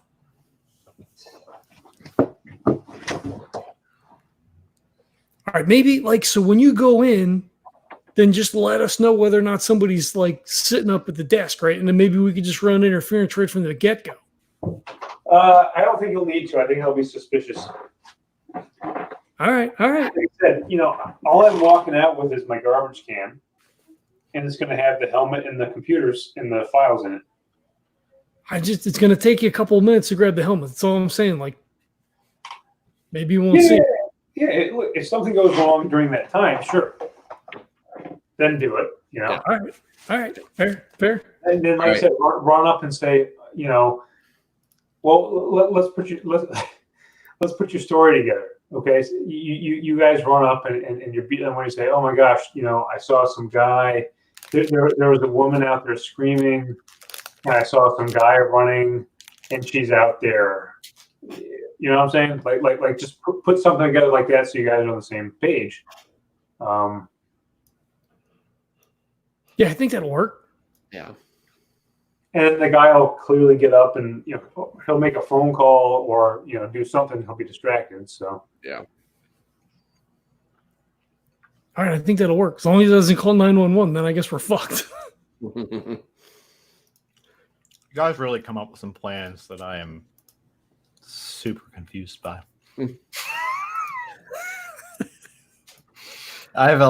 I'm literally like, wow, there's a way easier way of distracting that guy than that. But okay, I don't want to. I'm not taking my pants off, Neil. You can't make me. No, it's so easy. Of like, why would you not? Anyway, go ahead. I like to make you guys suffer. Better. Okay. All right, let's you do come it. up with very complicated plans, and I'm like, wow, it's anyway. Hey, Look, not look, everyone's look, a genius like you, Neil. Come on. Let's just say it's nighttime and there's like a security guard and there's a parking lot and there's stuff that happens all the time that's not an emergency that people are like, oh, right, I'll help you. No, here's the thing, man. This ain't Police Quest 3, and this isn't clogging the bathroom, you know. Oh, that was a great one. Wow, that's a deep reference, man. That's a fucking like that reference. Best reference of the series. There Police you go. Quest 3 is a fucking classic. So this is real life, motherfucker. This ain't Police Quest 3. No, I was thinking, you know, your car battery's dead and you need a jump, right? Because that guy would be like, No, oh, all right. you know why? Because he won't leave his post for that, because then he's gonna get in trouble.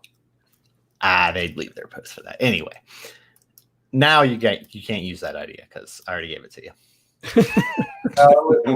We're doing it. If you use it, I'm going to punish you for it. All right, let's do this. No more talking. Let's go. Let's do this. Okay, what do you guys? Where you guys are arriving at? Jack is arriving at 7:45-ish to the parking lot. Yep. And what are the other two of you doing? We are going to follow in the SUV. We're going to park down the street because I think parking in the park, like, so maybe we drive past, right? So if there's cars in the parking lot, maybe we go in and park. If the parking lot is empty other than like cleaning personnel, then we park down the street. So as not to draw attention. Okay. There's a handful of cars in the lot, but not many. It's late, right? Most people have gone home, but there might be 2 cars in the lot. I don't know, Randy. What do you think down the street? Probably, right? Yeah, and with the cameras too. I mean, it's just too much of a risk. I think we need to be down the street a little bit. All right, yeah. We'll park, turn the lights off, leave the car running. So Jack's got like the Bluetooth earbuds so that we can communicate with him. Looks like he's listening to music or making phone calls while he's working or whatever. He's a supervisor. He does whatever he wants. Yeah. He's in charge. Yep. So we're getting a get sit rep from him as he gets in. Is there somebody at the desk? Is there nobody at the desk? How many people are around? Like, we're just absorbing information as he's ostensibly cleaning the office. You can't see him from where you're parked, though, right? I'm guessing. No, because they're inside. We're like down the street. Okay.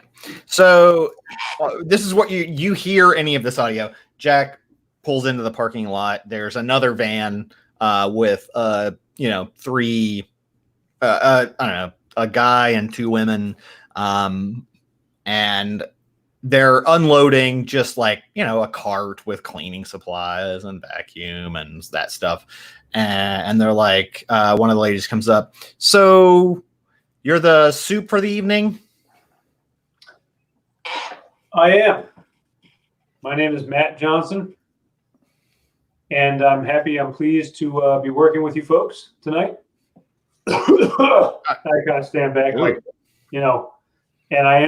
I'm not feeling that great, so I apologize. I don't want to get you guys sick, so we're gonna be just remote from one another today, just so I can keep you guys healthy. And I've heard a lot of great things about this team, and let's get to work. Yeah, all right. Well, I mean, damn. How sick is Joe if you're sick and they're sending you because Joe is sick? I don't know, man. This is it's supposed to be an outbreak. Well, I'm not too sure about Joe, but I know for me, I'm not gonna kill you, but let's do some social distancing. Let's stay 6 feet apart here, okay? All right. Well, I don't know what that is, but I'll tell you what. As long as you're healthy enough to start lifting some of this stuff, you look like a big guy. It's supervisor or not. We've got the floor waxer, got the carpet cleaner. None of that stuff is As long as you can put your back into it, like the rest of us, I think we'll all be okay. Yeah. No, we'll be all right. Sorry. All right. Distraction. Sorry. He pulls out a piece of pizza from the car. Just give me a minute. Yeah. I'm all right. Who's this? So they're like, they start unloading stuff. Most of them, like a couple of them, try to come up and get and chat a little bit. Being like, oh yeah, like where are you from? You know, what do you usually, you know, what's your usual route? Blah blah blah. But I assume you're just giving them the like, oh, I'm so sick. Like, yeah, you better stay away. Yeah, but I'm also one of the guys, so I'm like, yeah, you know, I'm like, yeah, my boss, you know, he called me in, and you know, just like you guys, man, you know, like, you know, let's get in there, get out, you know, I'm gonna let you guys out early, you know, don't worry about it. If we, you know, if we get the job done quick, you know, listen, no big deal, you know, I'm gonna give you your full time here, you know, if we're out of here in half an hour or whatever. So I'm trying to play the whole, they like me kind of a thing. Yeah, you know? the guy's like, no shit. We get out of here. We get out of here an hour early. You're gonna Yeah, get man. that full clock. Listen, you know, I want to be home watching Beavis and Butthead right now. Okay, I'm telling you what. So we're just gonna get out of here quick as possible. So just, you know, let's do our thing. I'm not here to ride your ass. You know, I know you know your job. So let's go ahead and do it. Yeah, man, we could do this way faster. But you know, you got to get the hours in. What you said your name was Matt? That's right. Well, let's just say you got a spot on your crew sometime. You know, put in a good word. Just maybe Daryl gets his name on the top of the pile because I could use a much more chill boss. Joe's a real hard ass. Well, Joe ain't here tonight, Daryl. All right, son, let's do this. Man, I'm gonna be out of here by I don't know, 2:00. Easy. It's all right by me. He picks up his pace a little bit, starts going in. You go in, there's a security guard at the desk.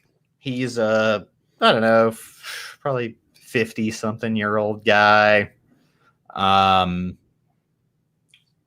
You know, standard security guard he's just doesn't seem to give half a fuck. He's kind of watching the monitors. Doesn't really say like the guy, like the normal folks like say hey or whatever. He kind of looks at you, but doesn't seem like he cares enough to ask who you are. I kind of just give him one of these, you know, and that's it. He nods and is like, yeah, and then keeps going with what he's doing.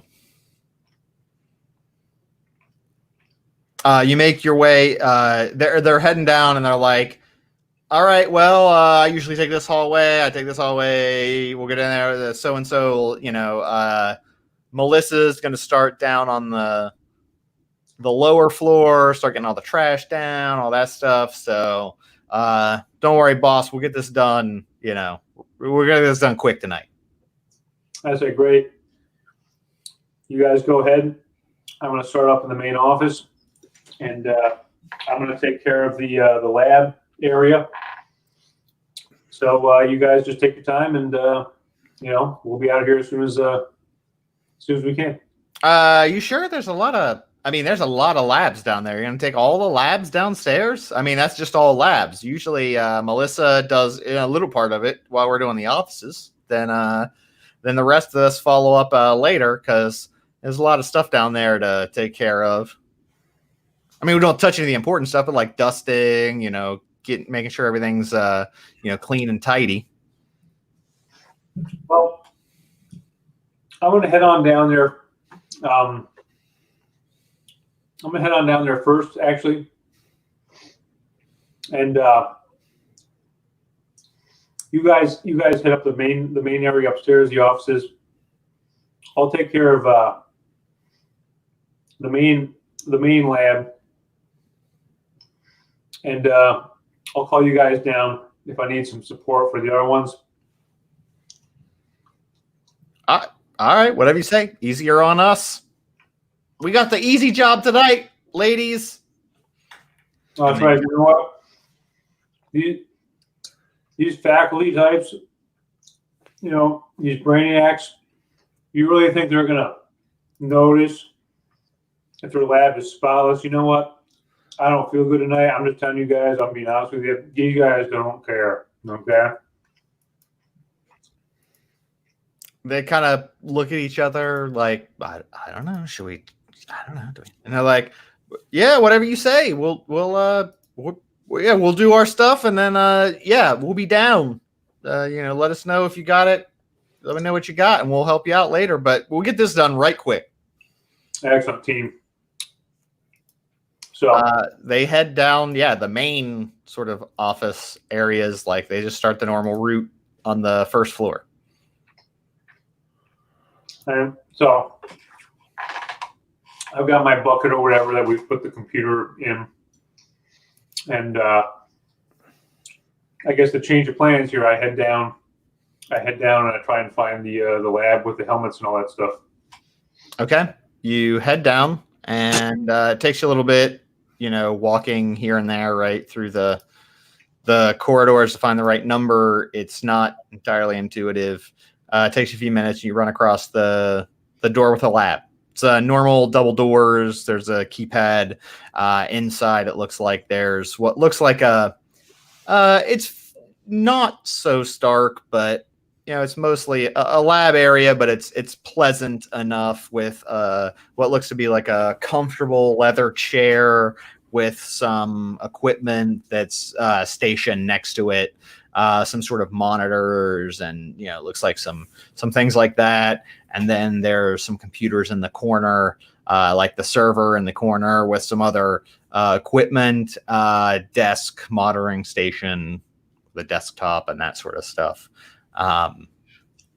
You punch in the key code, and the doors clicks green.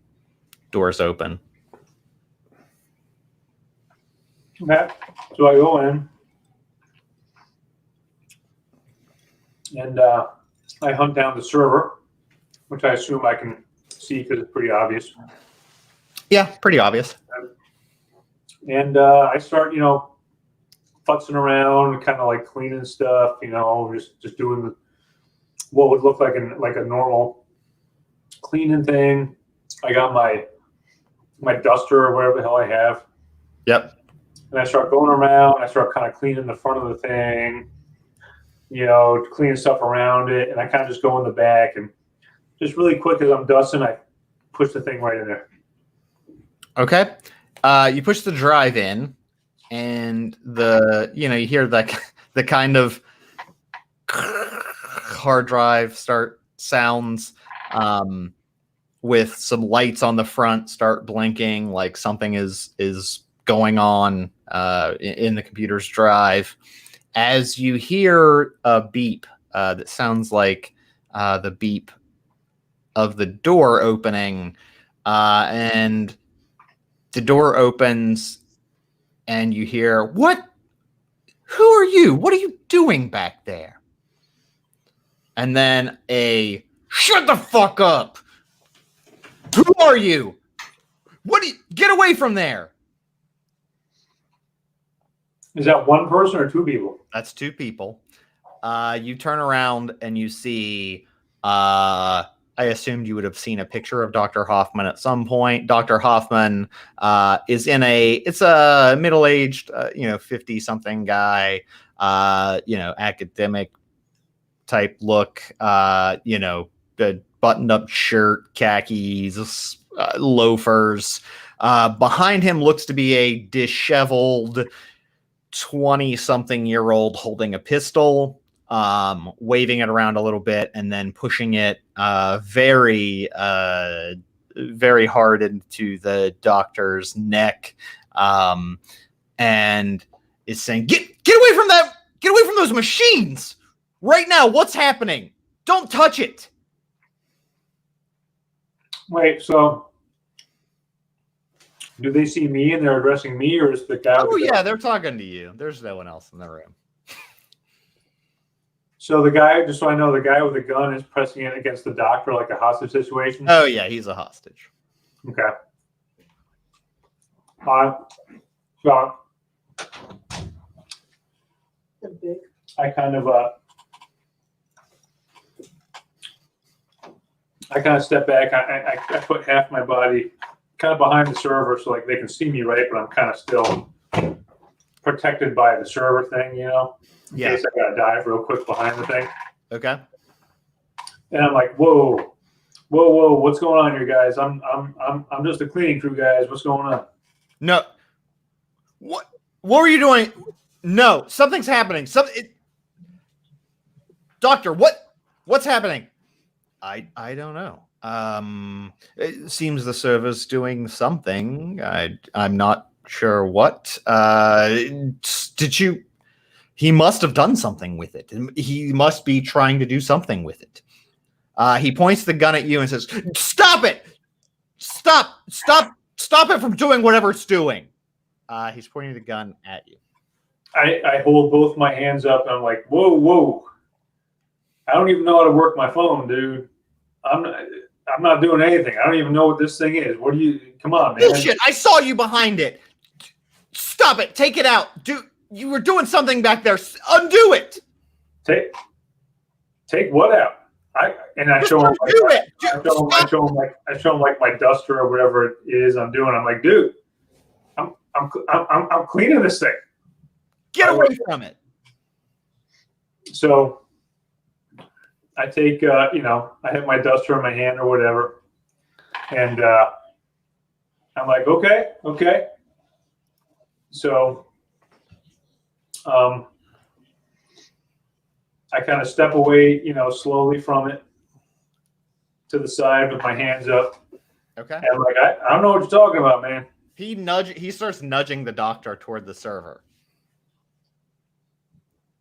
And as they get closer, he wants you at least like 10 feet from him. Like he keeps being like, "Get it, go, move."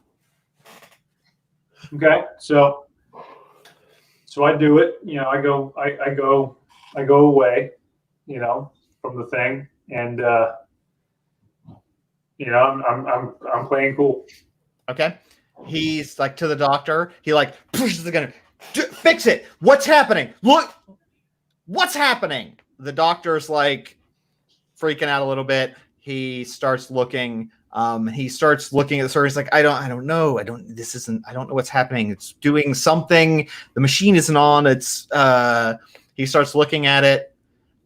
He's looking around at the back. He starts noticing. He's like, I don't know what this is. He starts unplugging things. He unplugs the USB, plugs the power stops. He unplugs the power first. He's like, I don't know. I've never seen this before. This isn't part of the setup. And the guy's like, what was he doing? What is this? Is this? You have to see it. You have to see. And the doctor is like, I don't know what you're talking about. It's all delusions. This is it's for depression. It's nothing to worry about. Nothing to say. Don't worry about it. Kyle, you're delusional. Something happened. You've had some sort of a break, and I can help you. And he's like, you can help me by seeing. And then he points to Jack and is like, you stay still. You stay right there. Stay right there. Doctor, do you get that machine working again? Because you're going to see. So the doctor has unplugged the machine? Yes, he unplugged the power cord first. So he didn't actually unplug the USB yet. I would say he unplugged the power. It's currently just, not operating. Okay. And he's like, I don't know what was happening. There's something wrong with the server. It could take days to fix this. And he's like, you have 1 hour to see. And how far away am I from the gunman? 15 feet. 15 feet, okay. So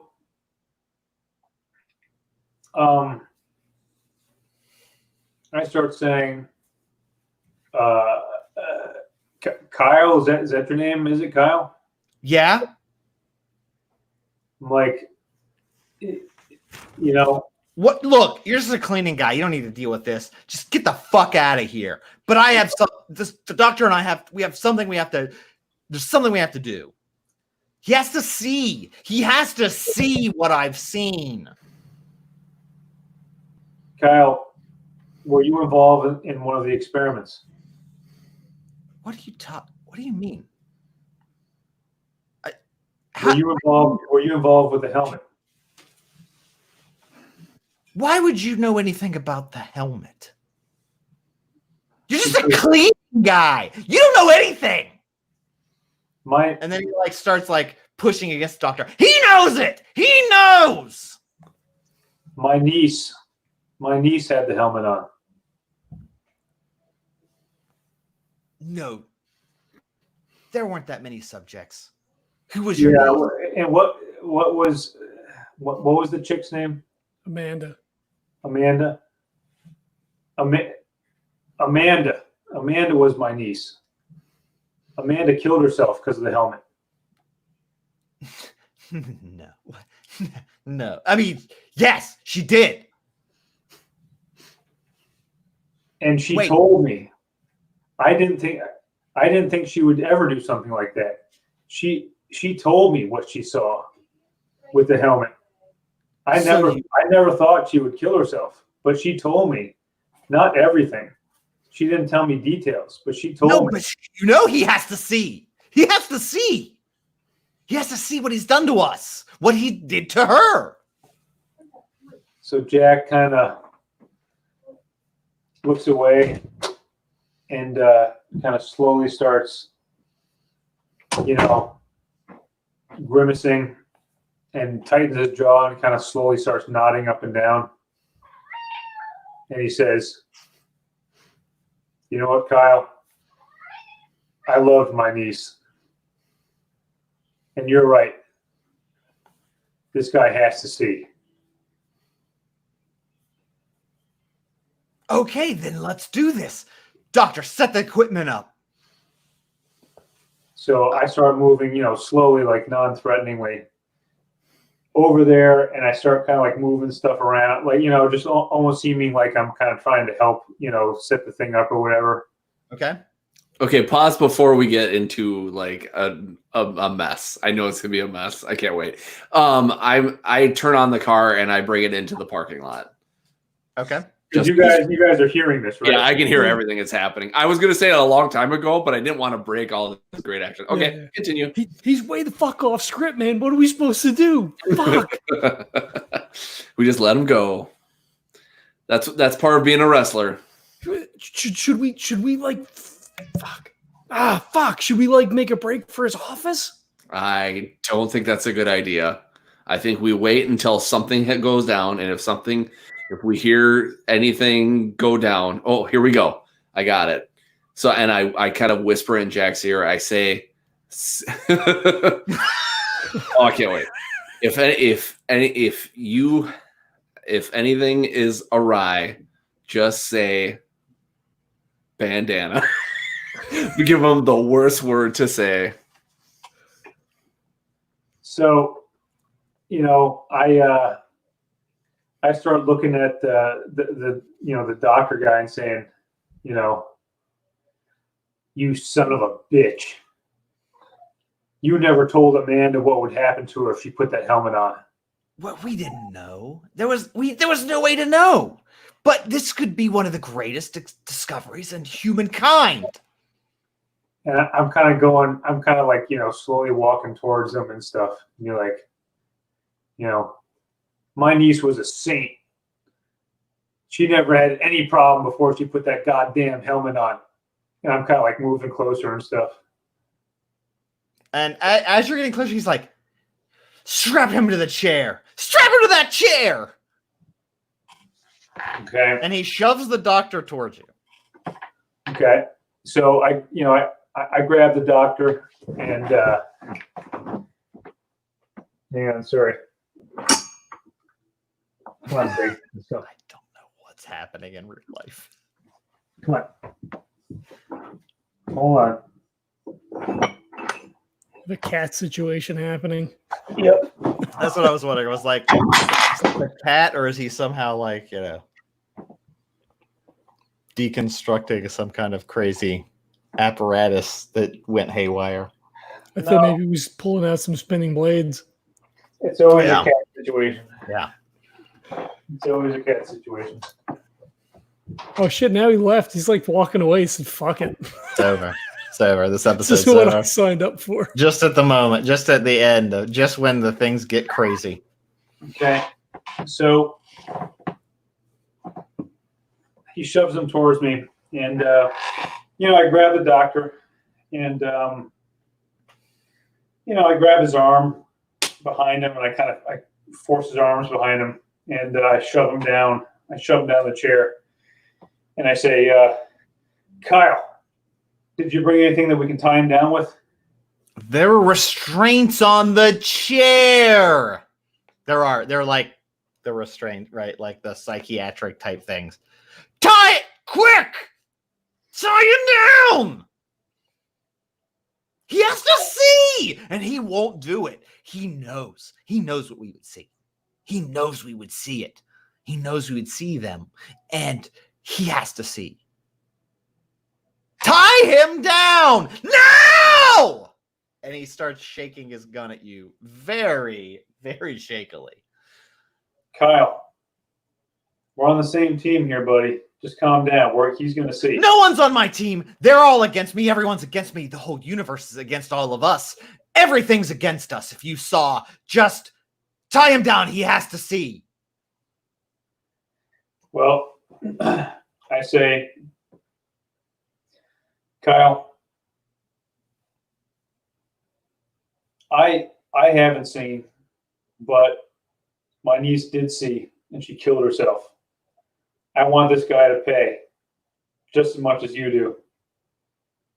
And so I strap him in or whatever to the chair. Okay. And then Kyle is like, at this point goes and he starts like looking over the server. He starts like messing with it and flipping stuff. And he's like, it's not working. It's not working. It's not working. Doctor, it's not working. And he like plugs the power back in and he loads the like control computer thing. And it's doing like Randy's streaming crazy town code stuff. And he's like, what is this, doctor? What is this code? What is this? So how close is he to me right now?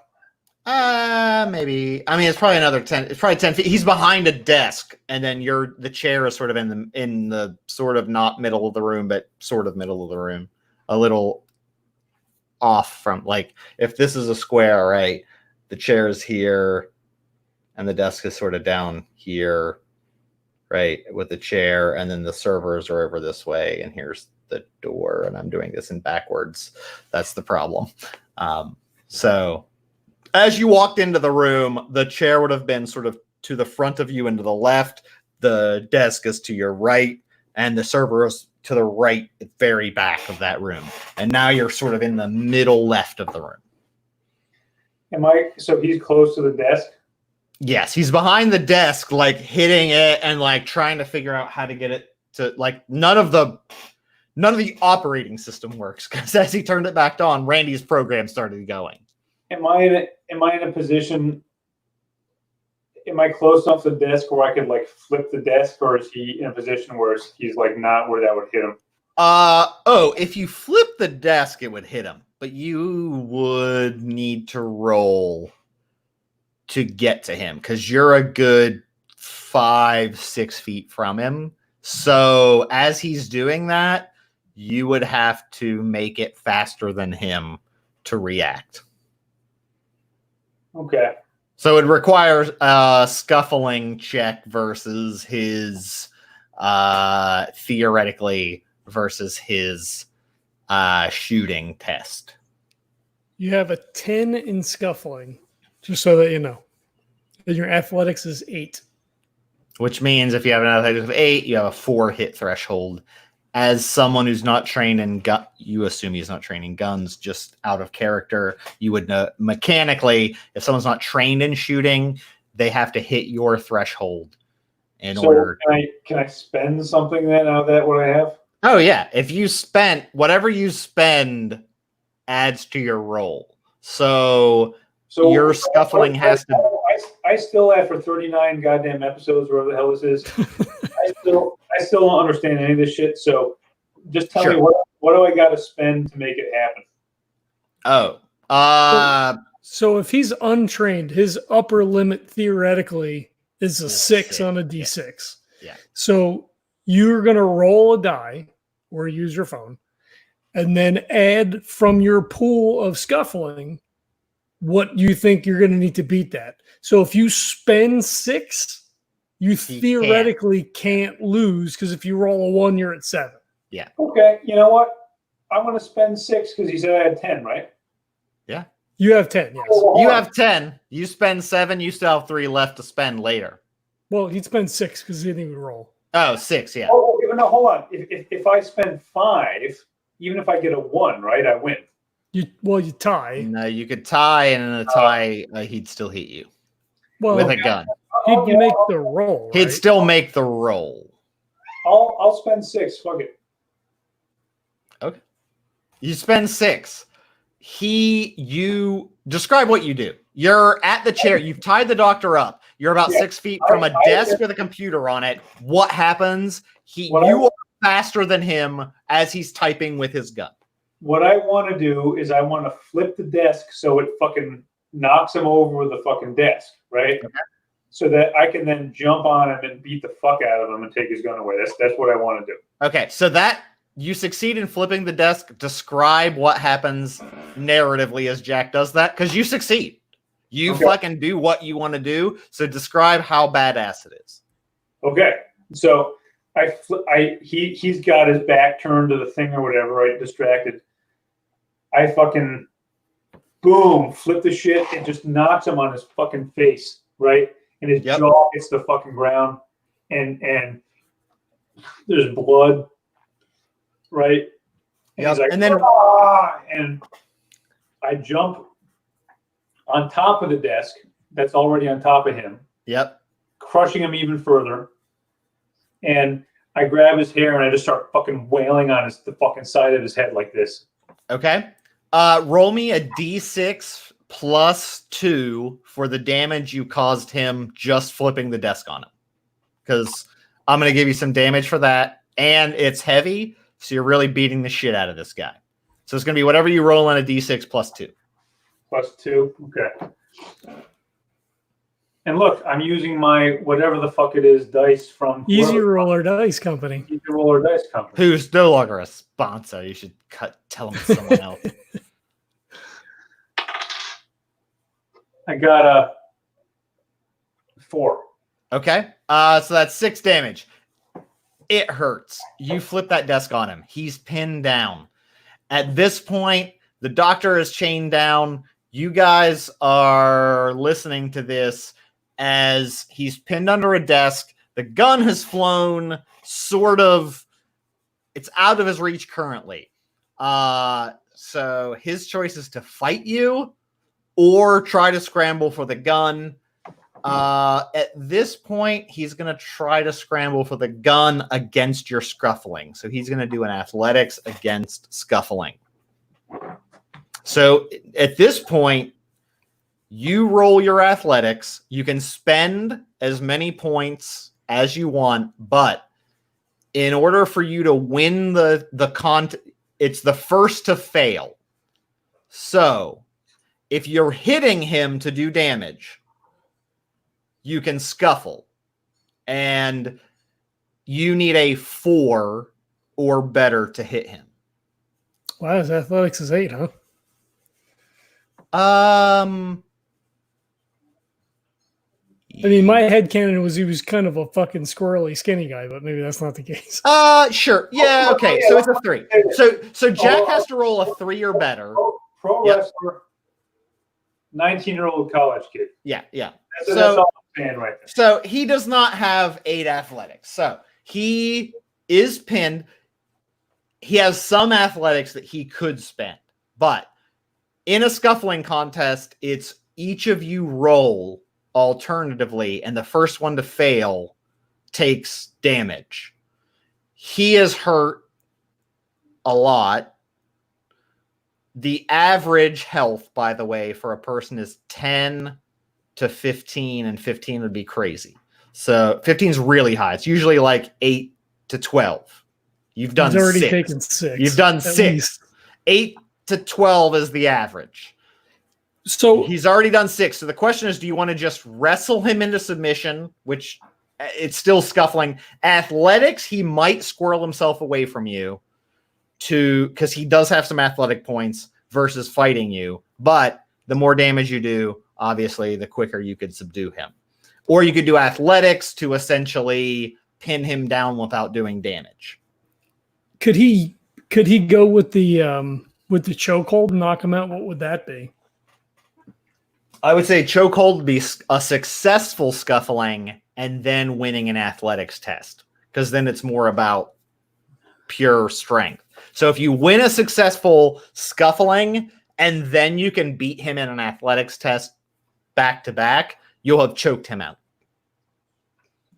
Or you can beat the shit out of him until he hits like negative health. Well, Depends on what you want to do. He's already pinned on the desk, right? Yeah. And I'm punching him in the fucking head. Yeah. So I'll give you a +1 on athletics or scuffling to beat the fuck out of him at that point. yeah, so it seems to me the most efficient way to do it is just continue beating the fuck out of him, right? Sure. I mean, subdual damage, right? I mean, you're not trying to kill him. Yeah. I just want I just want him to stop trying to fight me. I mean, he'll pass out at -10. Okay, so what do I have to do to make that happen? Scuffling tests with him.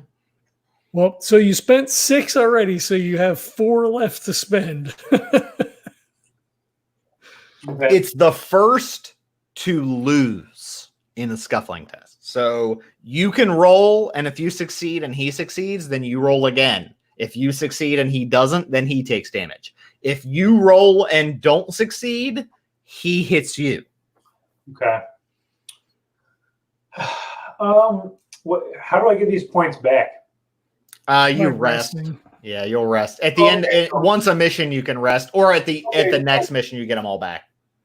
So let's say I spend 2, Yep. and now I roll. All you need is 3 or better to hit him to win your test. Okay, so I'm going to spend 2, and I'm going to roll. Well, you don't need to because you succeed. Because if you spent 2, you hit a 3 at least. Oh, Yeah, okay. you can't. And roll he less has than to one. hit. He has to hit a 4 to hit you. Okay. So you've won your test with Okay. spending that 2. He will.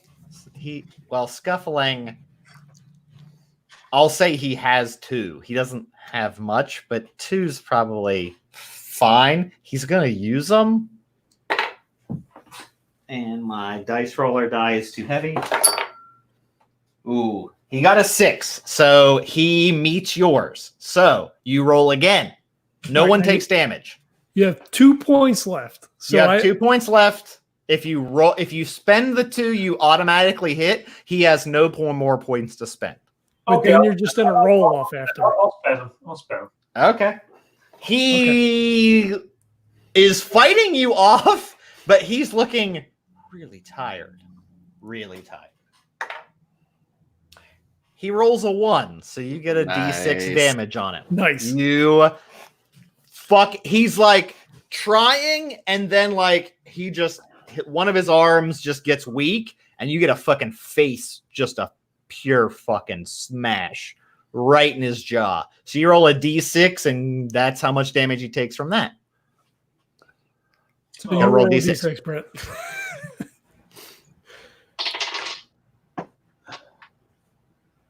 I got a 3. Okay. So where is he looking then? Because I want to make this. Did he take damage for the desk too? That was all included. That's why I gave him the +2. Yep. So yeah, he was a 6. That's a 9. He's not looking great, but he's still up and about and fighting you. And at this point, yeah, he's going to try to fight you. So No scuffling on. I think no one has scuffling points. Well, left. you gave Jack a +1. For You what? said I'll give you a +1 because you're beating him about the head. Oh, okay. Well, he's still at 10. That knocks him to 0. That doesn't knock you out, unfortunately. -10 knocks you out. So he at this point is gonna keep scuffling. So Jack, you have no points to spend. Let's have a scuffle off. Straight D6. Straight D6. Ooh, 6. Nice. 6. Keep going. Oh, come Oh on. shit. Keep going. He's fighting you off. Dude, this is some little fucking Doesn't matter. Luck of the draw, baby. Luck. 3. That's enough to hit. 4. That's enough to hit. Keep going. You punch. Somehow he's taking these hits. This is how the dice go, baby. Because he's got adrenaline. I got another 3. Okay. He got a 6. Jesus. Keep rolling. You guys are at a fucking a standoff. Okay. At this point, he gets scared. Now you're rolling against his athletics. He's scrambling for the gun. 2. Oh. So that means he has an uncontested scramble because he's not scuffling at this point. He's using athletics. He's going to scramble for the gun. And because Jack isn't going at, I'm going to say he only has a 4 instead of a 5. He's going to spend 2. He doesn't make it. He starts scrambling away as Jack hits his hand against the concrete when he dodges. He's put off by it, but he's still stuck under that goddamn desk. Let's go with another scuffle. Jack? He's going to keep trying to athletics you. He's going to spend Got 3. a 4. Yep, you hit him. Athletics. He's got to do 5. He's going to spend 3 points. There's only 3 remaining. He succeeds. Jack, go again. He is out of athletics points. Boy, this is some dramatic shit. I got another 4. Oh, you are doing well. He fails. Give me a D6. +1. 5. You smash him square in the face. At this point, blood's coming down. We're going to roll it because I can. He's at a -1. He's still scrambling. He's still fighting. So you can roll. You roll. You're still rolling against a 3. He's rolling against a 4, and he gets a -1. He's still fighting you, though. So let's go with another roll. This is how hard it is to actually beat someone up in real life, I think. 5. Oh. 1. Okay, give me a D6 +1. Oh, I roll again. Yep, damage. You're rolling damage. That might do him in. He's pretty low. 2. What is it? 2. Okay. You hit him good, but he's not quite out. He's coughing blood and spitting blood out. And at this point, he's just like trying to fight. Stop resisting. Stop resisting. He's going to throw another one. He doesn't make it. Jack, do you make it? If you make it, you beat him. If you can make this roll at a D6, you get a 3 or better. 5. You don't have to roll it if you want to. You fucking just hammer down with a fist. And at that point, what was that? I bring the fucking hammer down like Hammerfall. Yeah. And at that point, his nose is broken. He's fucking coughing blood. And at that point, he's just like, and like totally passes out. He's stuck under a desk. He's completely knocked out. The doctor is in the chair. The gun is thrown somewhere off. The computer is running. The program, it's deleting, redoing, whatever. And the doctor's like, help me, get me out of here. Okay, let me think for a second. So I assume that one of us is probably yelling, "You, what the fuck is going on, man?" And you heard all of that, especially a lot of bones crunching at the very end. It was brutal sound. So, Are you all right? so here's oh, you're talking to me. I say, I don't answer you guys. I just say, I look at the doctor and I say, looks like it's all clear, Doc. And I start kind of coming towards him, right? And I must have some. Do I have something that I could fashion into like a gag? Sure. Yeah, you have plenty of I there's must have like rags and stuff, and yeah, there's plenty of stuff. Yeah. Yeah. So,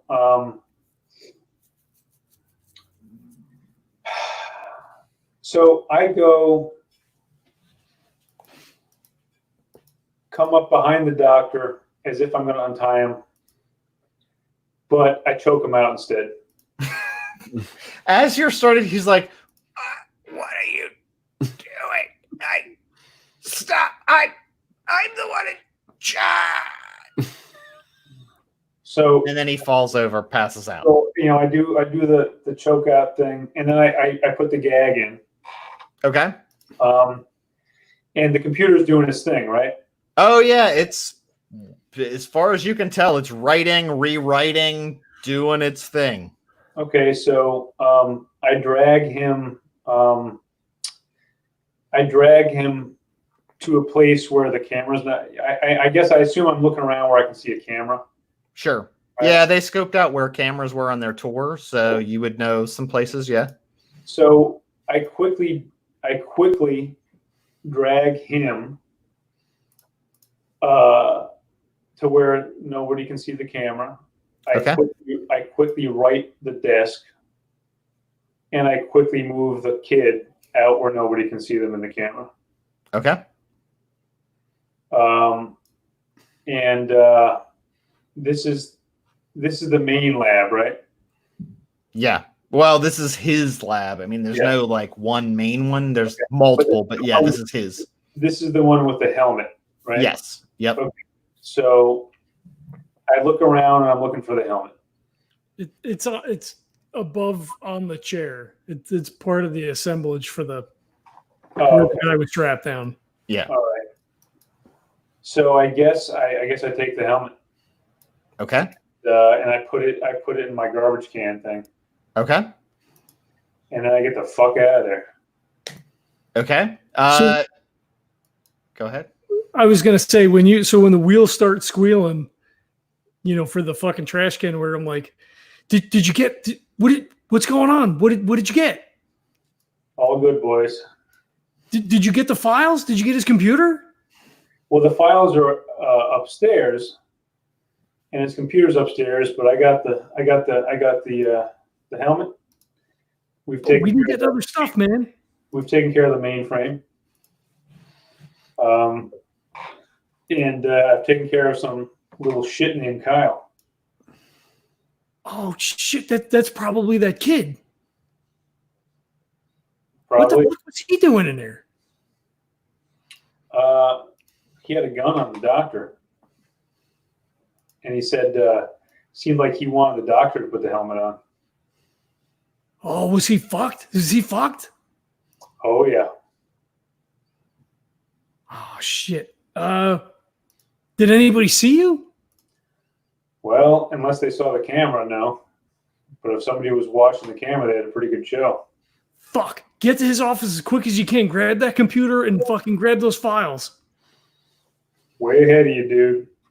And so I'm first, you know what? I say, you know what, guys? I need you to go to the front desk and see if there's any commotion going on, because I don't know if anybody saw me on this shit.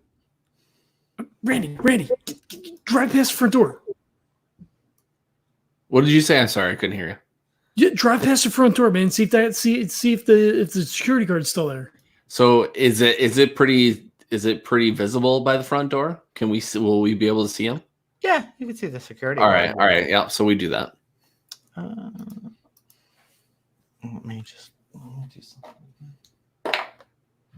The security guard looks like he is frenetic behind the desk. Looks like he's on the phone yelling something. Okay, so I immediately was I driving or was Erin driving? I don't even remember. You asked me to drive, didn't you? I kind of assumed you were driving. All right. I just go, Erin, get the fuck in there and start something. Start something now. Yeah.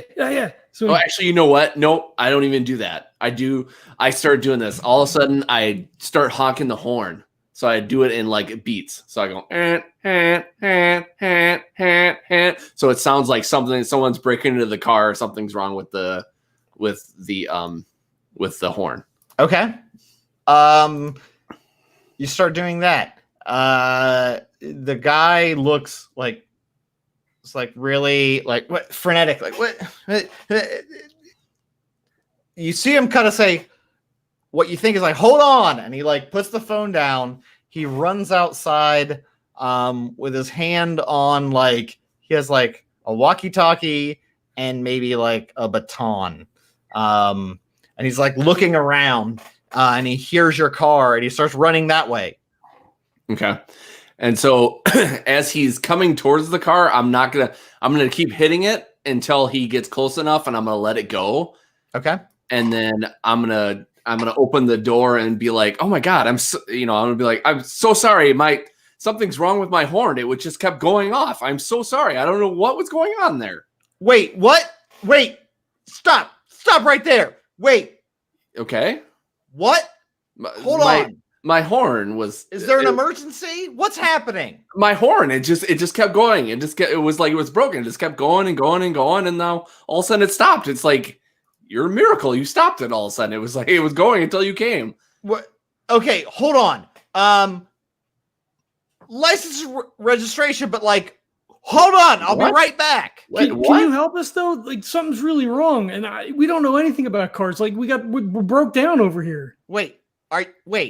If your horn's honking, the car runs, right? Is it just the horn? What's happening? Wait, your horn's just honking? That's fine. It stopped, right? No, I think it broke down. We were driving down, and he pulled in here, and it started flashing, and then the horn started blowing. Wait, is the engine? Wait, hold on. Is the engine on? You guys. Probably.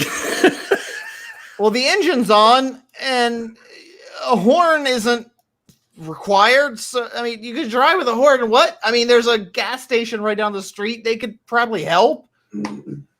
Maybe, I guess. You have like, I mean, you can't look at it.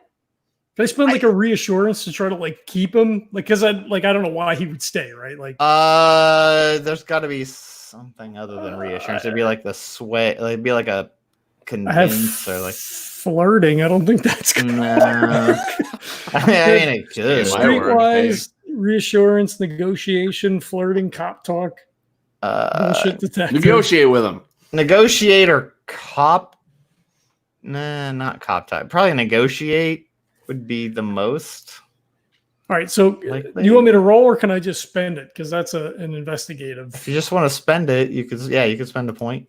All right, I'll just spend a point and be like, could you be just like so Erin will like get out of the car and be like, Randy,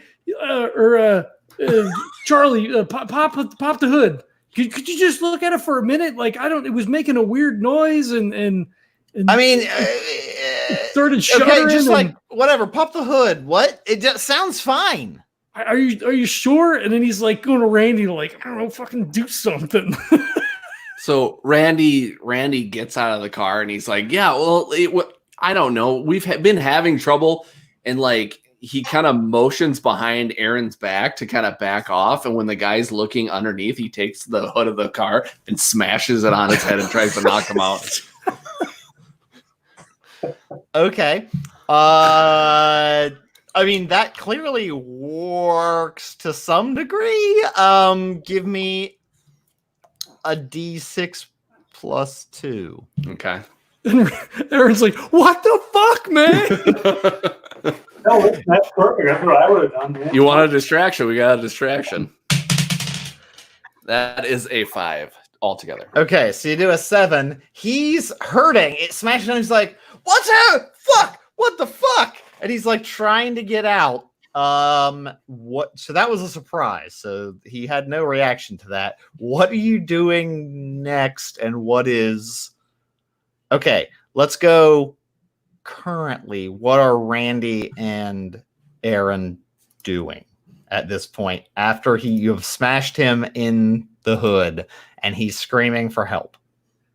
So I kind of feel like maybe Erin would like try to like pull him out, but then fall on him intentionally, like, "Oh fuck, I'm so sorry, stupid ass, you didn't put the stick up," and then just like fall on him like dead weight, just sort of like keep him on the ground. "Oh fuck, I tripped." Okay, I'll give you that's a scuffling. You can do that with scuffling for sure. If you want to spend, you can. Yeah, I'll spend 2. Okay. That's a 6 total. Okay. He's sort of surprised. He doesn't expect it at the moment. So. Oh shit! I'm so sorry. I'm so sorry. He got a 4, so he's still squirming out. He didn't spend any points though. So it's up to you again. Okay. I will spend another 2. Okay. Oh, that's an 8. Oof. At this point, he's trying a little harder, so he's going to spend a point. And he got a 6, so that makes it a 7. So he's still struggling as you're pushing on it. You're like, "No, you're stuck. And he's like, "What's happening?" And he's pushing. I'm trying to get you out. Just calm down. Just wait a minute. I think your belt is stuck. All right, Randy actually, at the point that he's doing that, he's like, "Erin, what are you doing?" And he's gonna try to awkwardly pull him off, but instead he's gonna try to put him in a chokehold as he's kind of struggling against Erin. Okay. In this case, I'm gonna say it's a you're helping. So if you succeed in your roll, you're gonna give a +1. Unless you roll a 6, then it's a +2. Okay. If you succeed, +1, +2 if it's a 6, and nothing if you fail your 3 to get the guy, like the 3 threshold. Okay. So is this scuffling again? Yeah, it's scuffling. Okay. So I actually have a decent amount of points, so I'm gonna spend 2. Okay. Well, then that's an automatic +1. Okay, so you can roll because you could still get better. Yep, because I want to get better. Yep. So it's a +1 no matter what. So 2 + 4 is 6. Okay. So you get a +2 to your scuffling roll, Erin. All right. I will spend one of my own, I guess. So that give me a +3. Yep. Well, that's a succeed. Actually, a +2 would succeed. So 9 total. Okay. He tries. He's going to spend 2 because he's getting fucked up and he's panicking. But he got a 2 and he had a 4, so that's enough for him to stave it off. He's still struggling. You guys, this guy's really hard to put down. I mean, you did smash him real good to start. The next round, it'd be the 2 of you, whatever strategy you're taking. Okay. By the way, you only need a 3 to win against him. Higher doesn't matter. Yeah. So if Randy was helping, then Randy can roll his helping first. Yeah. Like I said, I was trying to just choke him out. So yeah. All right. So no pluses or minuses. I'm just doing a straight roll now, right? Or you can spend. If you spend 2, you get at least a +1. Yeah. I'll do it. Why not? So for Gumshoe, it's a little different, right? So like Kurt wants to grab the guy, yoke him up, and choke him out like Jack did. Yeah. But we're in the midst of a scuffling contest. Yes. So then how do those two things interact because Kurt's not trying to give me a bonus to scuffle him. He's trying to like yoke him up and. Yeah, but you can't have it simultaneous. Yeah. So if he's trying to do that, he's either trying to choke him out while you're doing that, or you're trying to do that while one of you is the main person and the other person is helping the scuffle. And I'm giving you the benefit of more than a +1 by succeeding, by saying if you get a 6 or better, you're getting even more help to stop the guy. So if you want to do that, Kurt, then I will help you then. Okay, that sounds good. Okay, well then John would go first. Okay. Aaron would go first. And can you? So I'm spending or you rolling. Can straight spend for or you want. scuffling? You're rolling against a 3 target. Okay, but for scuffling, I'll spend one. Yep. Okay. It's a good thing. I roll a 2, so 3 total. Okay, then you succeed. So you get a +1 to +1 to whatever I'm doing right now. the And Randy then if you want to scuffling him. spend, you can spend 2. Yeah. So where And do all we? you need a 3 to hit him to not fail. Okay. So how are we getting to the point where we incapacitate this guy? He has to lose this test. Otherwise, so he just fails once, basically. Yes, but so far no one has failed the test. Yeah, sounds good. All right. Yeah. So all I need is a 3. You said, right? Yep. Mm-hmm. Yeah. So I'll spend 1 this time. Okay. Then you. What's you up? can't fail then. You got 1 for me, 1 for Yeah. you. If you roll 1, Yeah. So that's an 8 total because I rolled a 6. Okay. He's still scuffling. He rolled a 1. So you scuffle hit. You start wrapping your arms around. You're choking him out, and give me a D6 +2 since there's helping, and you're smashing a hood of a car on him. Okay. D6 +2. You said. Yep. Yep. So that's a 5 total. Okay. He's starting he's definitely getting winded as you're doing this.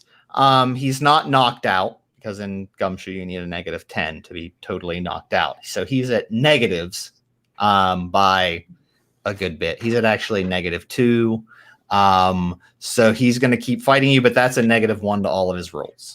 So he has to roll really high to fight against your scuffling. So John, if you're helping, roll a helping check.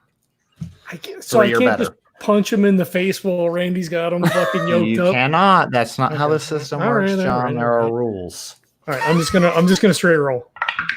I got a 5, so you get a +1. Then you help him. So you're keeping him held down. Randy, you are trying to strangle him into submission. So you need a 3 or better to do that. All right. And you got a +1. All right. I'll just straight roll again because I'm starting to lose my points. I don't use them all at this point, but we'll see. Yep. That's a 4 total. Okay, that's enough. He's gonna spend. He's getting pretty desperate. He's gonna spend the last 2 of his athletics. He succeeded, so he's fighting on for dear life for the next turn. This is why people get really mad at the system, by the way. It's a war of attrition, and they don't like that. Like succeeding by a really lot doesn't mean anything unless because it's the first to fail. So he's theoretically out of athletics, and you are back to helping Aaron. Okay, I will help. I got a 5 again. All right, +1. Nice. Yep. I'll roll a straight roll again.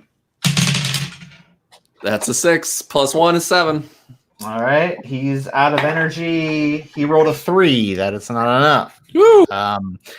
So you get a D6 +2. Okay. That's another 6. That's 8. Wow. Nice. That is exactly what you needed to squish the car hood on him while you were choking his torso and lungs for his air to be his air is totally out. You hear him going and then he goes limp and his body slides down the front of the car. Fuck, let's drag him in. Let's drag him in the front. And then fucking hit the desk. Oh, wait a minute, though. We got cameras. We don't want to bring him right in with the cameras. Put him in the bush? Is he still breathing? I check him to see if he's still breathing. He's still breathing. He's alive. You fucking, what are you practicing with Jack? Would you fucking banana hammer this guy? I'm sorry, but desperate times call for desperate measures. There might be cops coming right now as we speak, so we have to be very careful. Jack, hurry up. He was on the phone. There might be cops coming. Fucking Randy choked him out. Yeah, nice job, Randy. So am I near an exit at the moment? I would say at this point you've gone to the elevator up to the first floor, and then you haven't gotten the computer from the guy's main desk. So I guess what I'm looking for is like a back exit so I can at least dump the helmet. No, we need it. Everything's got to come to us. No, I know. But what I'm saying is if we're assuming that people are on the way, I don't want shit on me like the helmet. You know what I'm saying? So Well, just bring it with you. And you're a garbage man. It doesn't. Yeah, they're not going to search you. Well, And if anything,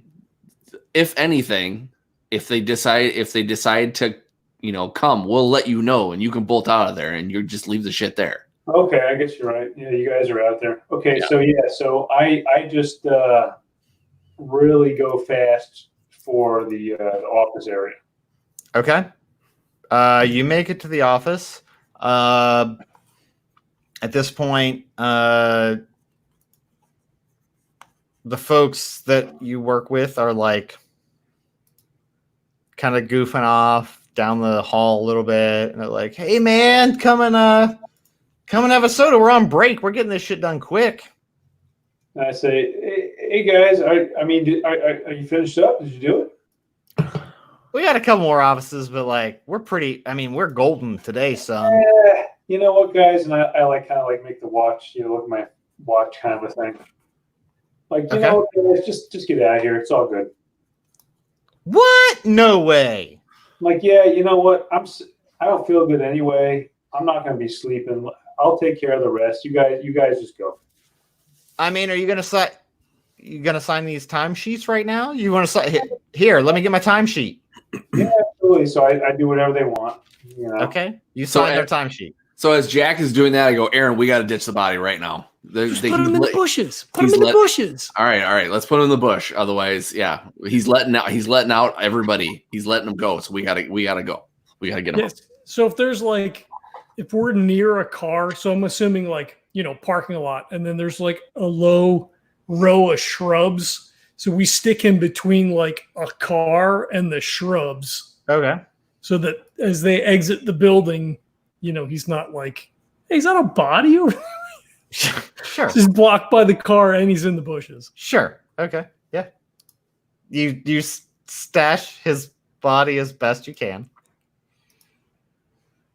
Okay. And then I close the hood, and we got to get in the car and park normally and just wait for Jack to make his move to get out of there. Okay. Jack signs their papers, and they're kind of like celebrating, just fucking goofing off, walking down the halls. So I go. I try and find the main office there, the guy's office, and I go in there, shut the door, and I guess I grab the files. Okay. I unplug the computer. I take it. I replace it with the dummy computer. Okay. And I get the fuck out of there. All right. You get out. What vehicle are you getting in? In our SUV. Like, he's like, I'm on the way. And I'm like, Randy, go, go, go, go. And Randy pulls up to the front steps. Jack comes running out, and we fucking gone. Okay. He's loading the stuff up. You start hearing sirens in the distance. Go, go, go, go, go, go. At this point, I assume someone has enough points in driving for me not to require you to do checks for that. Yeah, we're good. Okay. I'll Jack's assume you got a spend shitload. some amount of driving to then, yes, be like the fuck out of there. Yeah, and we don't have to go fast because they don't know they don't know who they're going after. You know, we don't have to be in the parking lot, but we can drive out. We don't have to speed looking like we're trying to fucking get away from something. Yeah. All right, you quickly are like Drive casual. You drive fast casual like your favorite restaurants.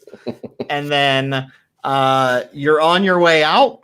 No one seems you don't get stopped. You don't no cops drive by you per se as you're leaving. You drive to you got a hotel at a different town. So I'll assume you go to that hotel, and then you can debrief there. So, hey guys, the shit went down. You heard it. We can't stay here tonight because I'm on camera. Yeah. Well, but we gotta find a way to maybe burn your clothes, something like that, because they're gonna know that. I mean, I don't know. Maybe we don't have to. I suppose. No, we just gotta go because like the doctor is gonna say, "Oh, it was this head guy," and they're gonna start checking everything, man. We got the goods. We gotta get out of town, man. Yep. Sounds good. We gotta go settle up. Whatever we gotta do, just get the fuck out. Yep. Yeah. I couldn't fucking sleep tonight anyway. We might as well just go.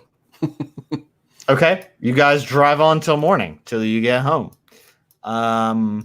Do we want to end there or go into any other stuff? Well, so we'll do post show. I know it's late for Brett. Listen, the alcohol is keeping me awake tonight, guys. So, Wait, we're gonna get a rare Brett post show? Paradoxically, let's do a post show wrap up, man. I can even play some fucking guitar if you guys want me to. So you let me know. Nice. All right, so then we fade out on so it I guess fades out as we're driving off into the the night. You're driving off into the night. You have the helmet. You have the files. You have the desktop, and you destroyed the server, as far as you know. Win-win. You did beat the shit out of one of the subjects and leave him passed out while the doctor is still strapped in a chair. But we'll see what happens. Yeah, they'll be fine. I mean, the doctor's not hurt. The other guy's not like.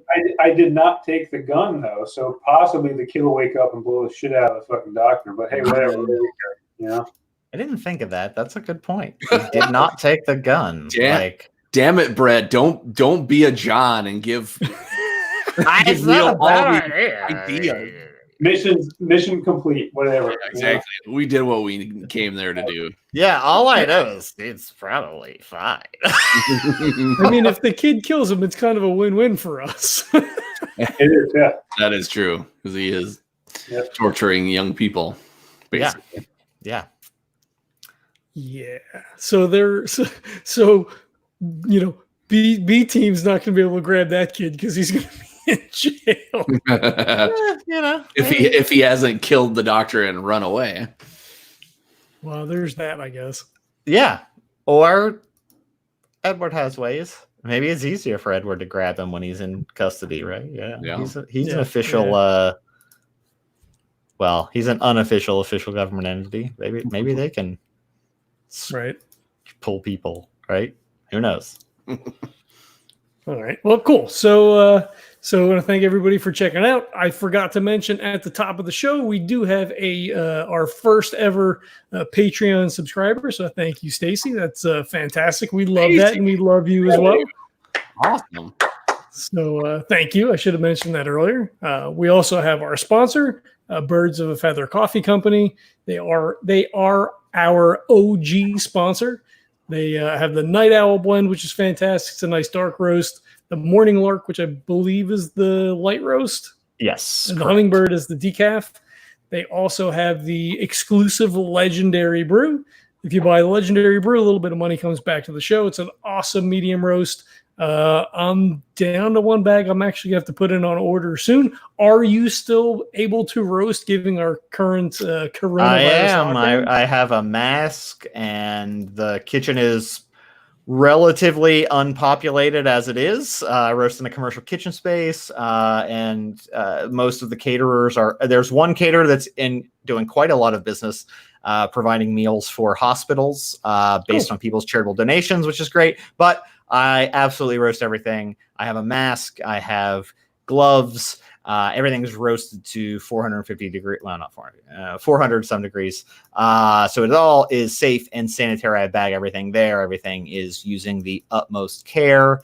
And I'm still here to provide you with your coffee needs. We're actually shipping out a god-awful amount of orders tomorrow because none of our local markets have been open because of the restrictions. So everyone seems to be running out of coffee and ordering online. So if you go to birdscoffeecompany.com, you can get everything on there. I will say, I don't know if this is going to get posted before that, well, but it's live right now, but this episode will probably air in like 6 months. Okay, well, live right now, if you want the Burundi honey process, I probably have 3 bags left. It is the best coffee I've ever roasted. It's the most subtle, sweet, earthy, nutty coffee that I've ever found. It's a single origin, and it's absolutely amazing. But I literally roasted the absolute last of it on Friday. So it is down to maybe 3 bags. Other than that, we have a super exciting, this is exclusive just for our listeners or listener. Is anyone listening? Anyway, not right now. exclusive, the Rwanda single origin coming out, the Mutavu. Oh my God. You're going to love it. Super earthy, rich coffee, but got a lot of fig raisin sweetness on the back end. Last 2 years ago, it was our crowd pleaser. Someone literally bought, when I had 3 bags left, they bought all 3 because they didn't want to miss out on it. So be on the lookout. The new Rwanda is gonna hit hard. It's gonna be a big seller, and I have a lot of it. So we will have that for a while. You can enjoy that. But the Legendary Brew, always available. The other 3 signature blends always available. And if you use Legends 10, you can get 10% off. Shipping is free. There's no reason you can't be buying our coffee and giving a little bit of money to the podcast. You don't have to be a Patreon supporter. Please do that. But you could also get coffee too, because some of that money goes to John as well. Be Awesome. both. Do both. There's links in the show notes for the Legendary Brew, and you can also go to tinyurl.com/legendary brew, and that's where you can find it. So thanks again, everybody, and we'll catch you next time.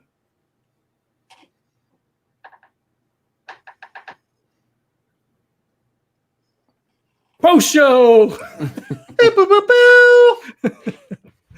Post show. I forgot it keeps going. I don't think I've done a post show ever. You have not. You might have crossed over into post show and then been like, all right, guys, I got to get the fuck out of here. Yeah, it's weird, man. Like right now, I'm trying to get a lot of sleep and stuff. But I told you, man, today was my drinking day. So I have to say, in my experience, drinking makes Jack the most efficient party member of this group. Because you're like, no, here's what I'm doing. I'm going to do this, I'm going to do this, and I'm going to do this. And I was like, all of those are rational plans. All of those are efficient plans. And you're ready to just make this heist. And everyone's trying to come up with other alternatives. You're like, no, this is the easiest way. And I'm like, that's an easy way to do it. I'm on board. You just went for it. Went for the jugular. Listen, I kind of wish that I pursued professional wrestling after playing these games because I think I would have been good at it. And Bandana Jack, and by the way, it's not the banana hammer. I know, but I love to say it. Bandana hammer. I forget. That's why I wanted the code word bandana. So, well, so other than us being supremely on point tonight, which is completely off brand. It's weird. No one's gonna like that episode. It's ridiculous. People are gonna be mad. It completely went in a direction I did not expect after Jack got inside. Oh, yeah, I wanted a complication. I needed a complication. Made sense. And I thought, wait a minute. What if the one guy who had not been exposed enough to go completely psychotic kidnaps the doctor and brings him in just at the time that Jack's meant to be scrapping the project. And I was like, I like it because it's a human threat. It's not like some crazy ghost monster threat. It's like, oh shit, a guy with a gun is like tying this doctor up and he wants him to run the machine on the doctor. And like, how does Jack stop him? I thought it worked great. I thought it was a great scene. There's some good tension. We got some actual good rolls in. I loved it. Mm-hmm. Yeah. I was shitting myself. Really? You seem totally nonplussed. You were like, I got it. During the dice rolling. Okay. It was, I have to say, might be my favorite scene so far of this entire scene. No, the shotguns with the sisterite was also great. At the very, like when you're shotgunning her and then chase her through the woods was great. But this one, I really liked your reaction. I thought the flipping the desk, great fucking, like, I love the flipping the desk. I love the, like, I don't know what's happening. So then instead of like having the doctor fix it, I thought just pulling the power cord would work because then he doesn't have to like stop the process necessarily. So I think you handled it super well. I love having some of those roll-offs in there. And you beat the ever-loving shit out of him eventually, which is cool. And then you're like, I gotta run. And then the doctor, you're like, sorry, bud. You just fucking get the fuck out. It's great. It was a great scene. It was. I enjoyed it. I thought the doctor might have been in his office. So like if Jack had gone there first and like opened up the door and been like, oh, hey, yeah, I never get your trash. I didn't think about it. I honestly just I really wanted it to be the like, and then I also thought you never know. Sometimes Jack's a wild card. Maybe he wanted the doctor to see. So what if he actually would have let him hook him up to that machine and see whatever he might have seen? Like Jack could have been like, fuck it, punish the guy. Because sometimes Jack's like, get what he deserves. I don't know. So I thought I'd throw that ultimate wild card in there of like, what if the doctor sees whatever they saw? So, well, your fans here, they got to see some exclusive Beavis and Butthead trading card action. Okay. Yep. Which is pretty rare. And I got to say, my brother gave me that for Christmas or something a couple years ago. Wow. So, Is it a full set, complete set? It's the full set. Oh, wow. Nice. That's awesome. And so there's a reason that Jack enjoys in his original character sheet, and I'm just saying, John, maybe Patreon reward, PDF copy of Jack's original character sheet. People want it. There's a reason that Jack has as his relaxation or whatever that he likes to read, Beavis and Butthead comics, because I do. I think it's on a streaming. I think some streaming service added it, and I really wanted to go back and watch the episodes. And I don't know who it is. Some streaming service. I was like, oh, I should check that out. I'll tell you what, and again, my brother's a huge collector of all this stuff, right? So years ago, some guy online, because they had like the Mike Judge collection years ago that came out. Those sucked. No, and I understand why. Like, he's not going to get the licensing for the music videos. Like, I understand. Yeah. But he didn't even include the original, really, really hardcore ones like Frog Baseball and like the one with Sturchulius. Really? No, those weren't even on there, man. So like everyone got pissed, right? So this one guy did this crusade online, and dude, this is like 10 plus years ago, right?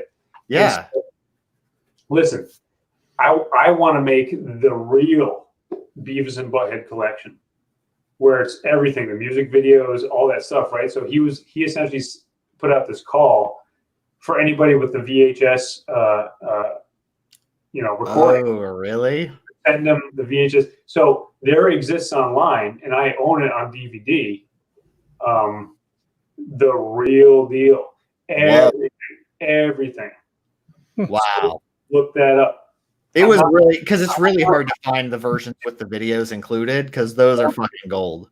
Dude, and I'm not encouraging, pirating or whatever, but I'll tell you what, I do encourage pirating if you can't get the original stuff. Right? I don't encourage pirating, but I do encourage pirating. But yeah, you can't get it. Yeah. Because if they were offering the real thing, the actual stuff, I'd buy it. Yeah. Whatever. But they're not. Yeah. So if this exists, it's like it's the Beavis and Butthead, whatever. You can find it out there. It's there. So I'll have to look because I do miss, like, I remember watching it in high school and middle school, and like I really want to see some of those episodes again because they had some really hilarious shit. Remember the one where they shot down the plane?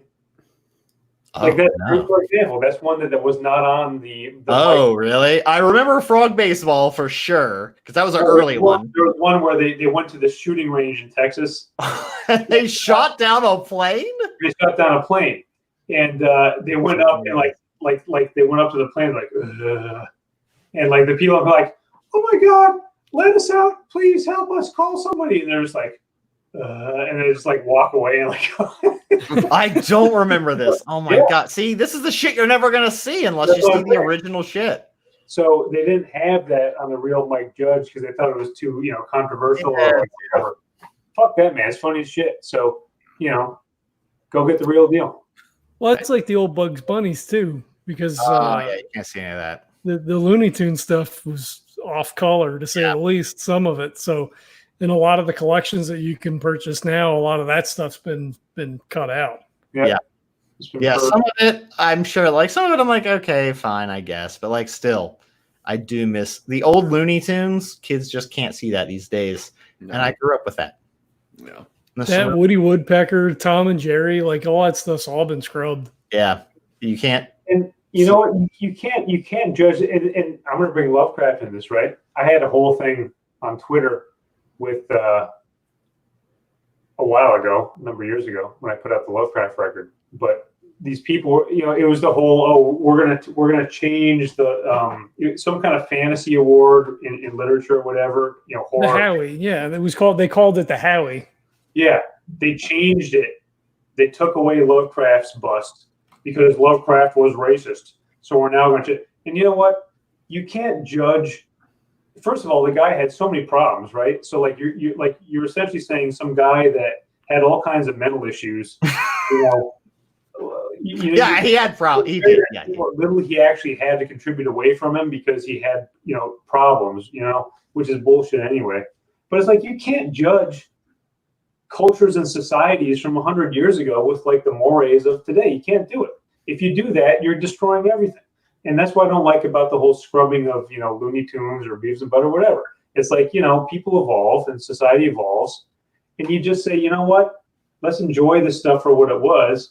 It doesn't mean that everything's the freaking same, So it did bug me that the Beavis and Butt collection didn't have some of the original stuff. And it wasn't even that freaking controversial. So they shot down a jetliner or whatever, whatever. Not a big deal. Yeah, I don't know. I can see both sides of that. I mean, when especially talking about Lovecraft, because we go to Necronomicon all the time, and it is an issue that comes up every Necronomicon. There are panels that discuss it, and people smarter than us have gone through this in intellectual panels and things like that. And to a certain extent, I agree. It was a different time, but even for his time, he was extremely racist. Like people were racist, and then he was like over here. Yeah. But the thing is that's what contributed. For example, I like this analogy, right? Miles Davis. Okay. Miles Davis didn't like white people. He was racist towards white people. But if you're a musician of any kind, if someone gave you the Miles Davis Award, holy Christ, I don't care what he thought. It's like, wow, this guy's work is excellent. So it takes you have to put aside someone's personal foibles that are the stuff that's going to die with them. Because all of us, we have stupid stuff that's just going to die with us, but we all create things, we all do things, hopefully, that are going to outlast us. Like John, Legend of Tabletop. This is your legacy. Okay? So people are going to like this no matter what. And I hope so. Miles Davis, right? I don't care if he would have liked me personally or whatever. I'm not a huge Miles Davis fan, but the guy was like incredible. If I someone love gave me Miles a Miles Davis. Davis Jazz Award, I don't care what he would have thought about me. It's like, wow, this guy's work is excellent, you know, and I'm honored to have this, no matter what his personal BS was about whatever. So that's the way I look at it with Lovecraft was, come on, like, we know that stuff was BS. We know he had personal foibles. You have to separate the stuff that is kind of like, I don't know, like the immortal stuff, the stuff that goes beyond that kind of, you know, human BS, and say, okay, that stuff's great. This other stuff was not. So whatever. That's just my viewpoint. I'm not saying that Legends of Tabletop advocates what I'm saying. That's my disclaimer. Okay. But that's my personal viewpoint on it. Yeah, I mean that's fair. Like it's a difficult issue to wrestle with, and you know it's easy for if we're going to go completely on the political side, it's easy for us to say something like that as for middle-aged white guys who, for all intents and purposes, have it pretty easy, as opposed to someone who, you know, comes from you know, a background of, you know, their people like them being oppressed, people being, you know, against them, racist, you know, whatever. To be like, yeah, you know, that's cool. Like I won the award, but like it's Lovecraft that's staring down at me, and he symbolizes everything. Like he would hate me as a person, Well, and yet he's on my shelf looking at me. So it's. As a Lovecraft scholar, though, like here's the thing: I read the letters that Lovecraft had, like his correspondence. Right. First of all, he married a Jewish woman, right? So all the anti-Semitic stuff that he wrote when he was in his 20s, like the correspondence, and the correspondence is fascinating. He's got way more correspondence even than stories that he wrote, right? You read that stuff, and it really is, the viewpoints are juvenile. You know, it's like a 20-year-old kid just writing all this crap because he's obviously socially inept and whatever. But what does he really do in his real life? He marries a Jewish woman, because, you know, when it comes down to it, and he's actually interacting with somebody, he's like, well, okay, I love this woman for however long it lasted, not very long, you know. So someone who's really into Lovecraft, it's like, had he and someone else, I think one of the other people that he was very good friends with was Jewish as well. One of the kids, the younger kid or whatever, I can't remember his name, down in Florida. I think, I could be wrong, but it's like, to me, that speaks more to, we should feel sorry for this guy, how he lived. You know, like I feel sorry for him having those kind of views because he missed out on so much stuff, and it's like, his output just outlives all that kind of weak human crap, you know. That again, it's just my opinion about it. So, Yeah, no, I get it. It's a difficult issue. So, you know, I mean, which is why we tend to stay away from those sorts of things. it's the most controversial Legends ever. Yeah, well, That's I all mean, right. Yeah, it's no a one no listens win. to this after show anyway, so it's fine. Yeah. There's only one person with access. She's probably fine with it. Or he. Stacy could be a he. I don't know. We don't know. Yeah. I mean, it's whatever. Look, all I'm saying is, here's my opinion. Don't be racist, but you know, if HP Lovecraft, which he was racist, but just don't be racist now. How about that? Can we just agree? Don't be racist now. Try your best not to be racist, and try to be cool to everybody. And let's be fair, a lot of stuff that is the best Lovecraftian stuff actually was written by other people who were just inspired by him. So it's fine. Well, I disagree there, Neil. I disagree. Really? Oh, I don't know. I thought there's some really good stuff that spun off that. Oh no, it's good. It's good. It's definitely good. I wouldn't put it up and say it's better, but it's definitely good. Yeah. Depends on what you put it up against. Right. Yeah. I mean, not everything that he wrote was gold. There's some really good stuff in there. And then there's other stuff that's okay. Yeah. Yeah, but that's everybody, man. Like any artist is going to have that. Not everything's going to be, you know. Yeah, no one's 100% except Michael Crichton. Everything he does is gold. Michael Crichton and Danielle Steele. You can't get me away from those. I've never read either of their books. I've only seen the movies of Michael Crichton. Does Danielle still have movies? I believe on Lifetime. Probably, yeah. That's all I know. All I know is there's hunky guys on the cover, and that's all anyone cares about. You know, when I was a kid, I read Andromeda Strain when I was probably like 10 or 11 or whatever by Crichton. That was really good. Good book. And then I read Jurassic Park, the book. I guess probably maybe either before or concurrent to when the movie came out, whenever that was. Is it better than the movie? I mean, the movie is great, but like... listen, from my experience, any book I've ever read that was then subsequently made into a movie, always better. The book was better. So, I mean... Always. Yeah, I mean, it was so long ago, I don't remember. But I got to say, just based on the odds, yeah, the book is better. So that's not necessarily the case. I read Alien and Aliens, the novelizations. Movies are better. Okay. I think it's rare. Occasionally a movie will be better because it comes out at a certain time or at a certain look or a certain feel. And, you know, it was forever. You know, I saw those two movies long time before I read the books. And the books were okay. It was almost like, it felt like an afterthought. Like, oh, we could probably make more money if we... you know, take the screenplay and turn it into a novel. Oh, yeah. I feel like if it's in the reverse. But, like, so this is, like, the fun fact that I always think is, like, the most interesting. Chuck Palahniuk is the only writer who I've ever heard say that a movie was better than their book. And he actually has said, officially, he believes Fight Club, the movie, was better than his book, Fight Club. And he's like, no, like... it's better. They did a better job, and it's a better piece of art than what I wrote. And I'm like, wait, you think what you wrote is worse than the movie? And he's like, yeah. He's basically like, no, that movie is incredible. And I'm like, that's ballsy to just be like, look, I know there's a lot of stuff I write's great. That is great, but the movie's better. Just watch the movie.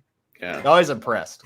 Yeah, I agree with that. I've actually read like 4 or 5 of his books, and the movie is iconic. It is great. Yeah, I think he could be right on that one. Some of his books, yeah, I don't know. His books they're extreme. So totally. There are times that I don't remember the name of it. The one where they're like trapped in a theater and it's like a writer's retreat, and it's all like short stories that are then woven together by some storyline. Some of the short stories were great, but man, it was just like graphic for the sake of being like overly graphic. And I'm like, I get it, but I don't know. It's not just for like shock value of horridness that I'm reading a book. I'd like some kind of plot or something. The book Plan 9 from Outer Space was incredible. I can imagine, because the movie, not so great.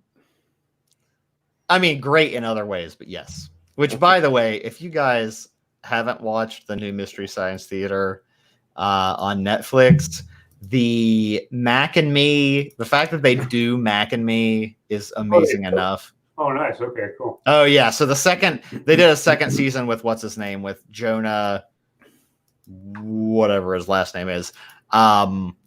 And so there are 3 of them. So I watched them all.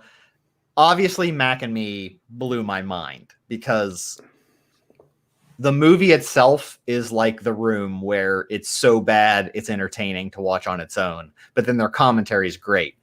And then there's one that's The Day That Time Stood Still. That Great one is movie. Is that the one is it the same one I'm thinking? They're in a desert at like a ranch. No, then the day the Earth stood still. The day the Earth stood sci-fi still. No, thing. this is the day Time stood still. Oh, no, okay, sorry. yeah. The daytime ended. Oh, okay. The that's a daytime different ended. Not only is it called The Daytime Ended, I'm going to tell you this. Time doesn't end in the movie. Ever? Like, time doesn't actually end or even freeze. Spoilers. So that makes no sense. That one is classic. And then there's one called Ator that's like an 80s hair metal barbarian type. It's all like everyone's Miles O'Keefe. Yeah. Yeah. So Ator, which by the way, the premise is at the very beginning. This is my favorite. It makes no, he's like, I think, why don't we get married? And the woman's response is, but we're brother and sister. And he's like, and he's like, and he goes, he's like, so? And then literally the premise of the movie is she gets kidnapped. And then his dad tells him he actually was adopted because they found him abandoned in the woods. So it's not actually his sister. But at the very beginning, he literally is arguing to get married to his sister and wants to go ask permission to do it, even though you're not supposed to. This seems like a conversation where it's like, I want to rate a movie. Okay, what's your movie about? It's about this brother who wants to marry his sister. You can't fucking do that. But wait. And then he's like, literally like, starts scratching stuff out. But wait, let's see. His sister gets kidnapped and then she's adopted. So they're not it's really not related. Yeah, but they are still.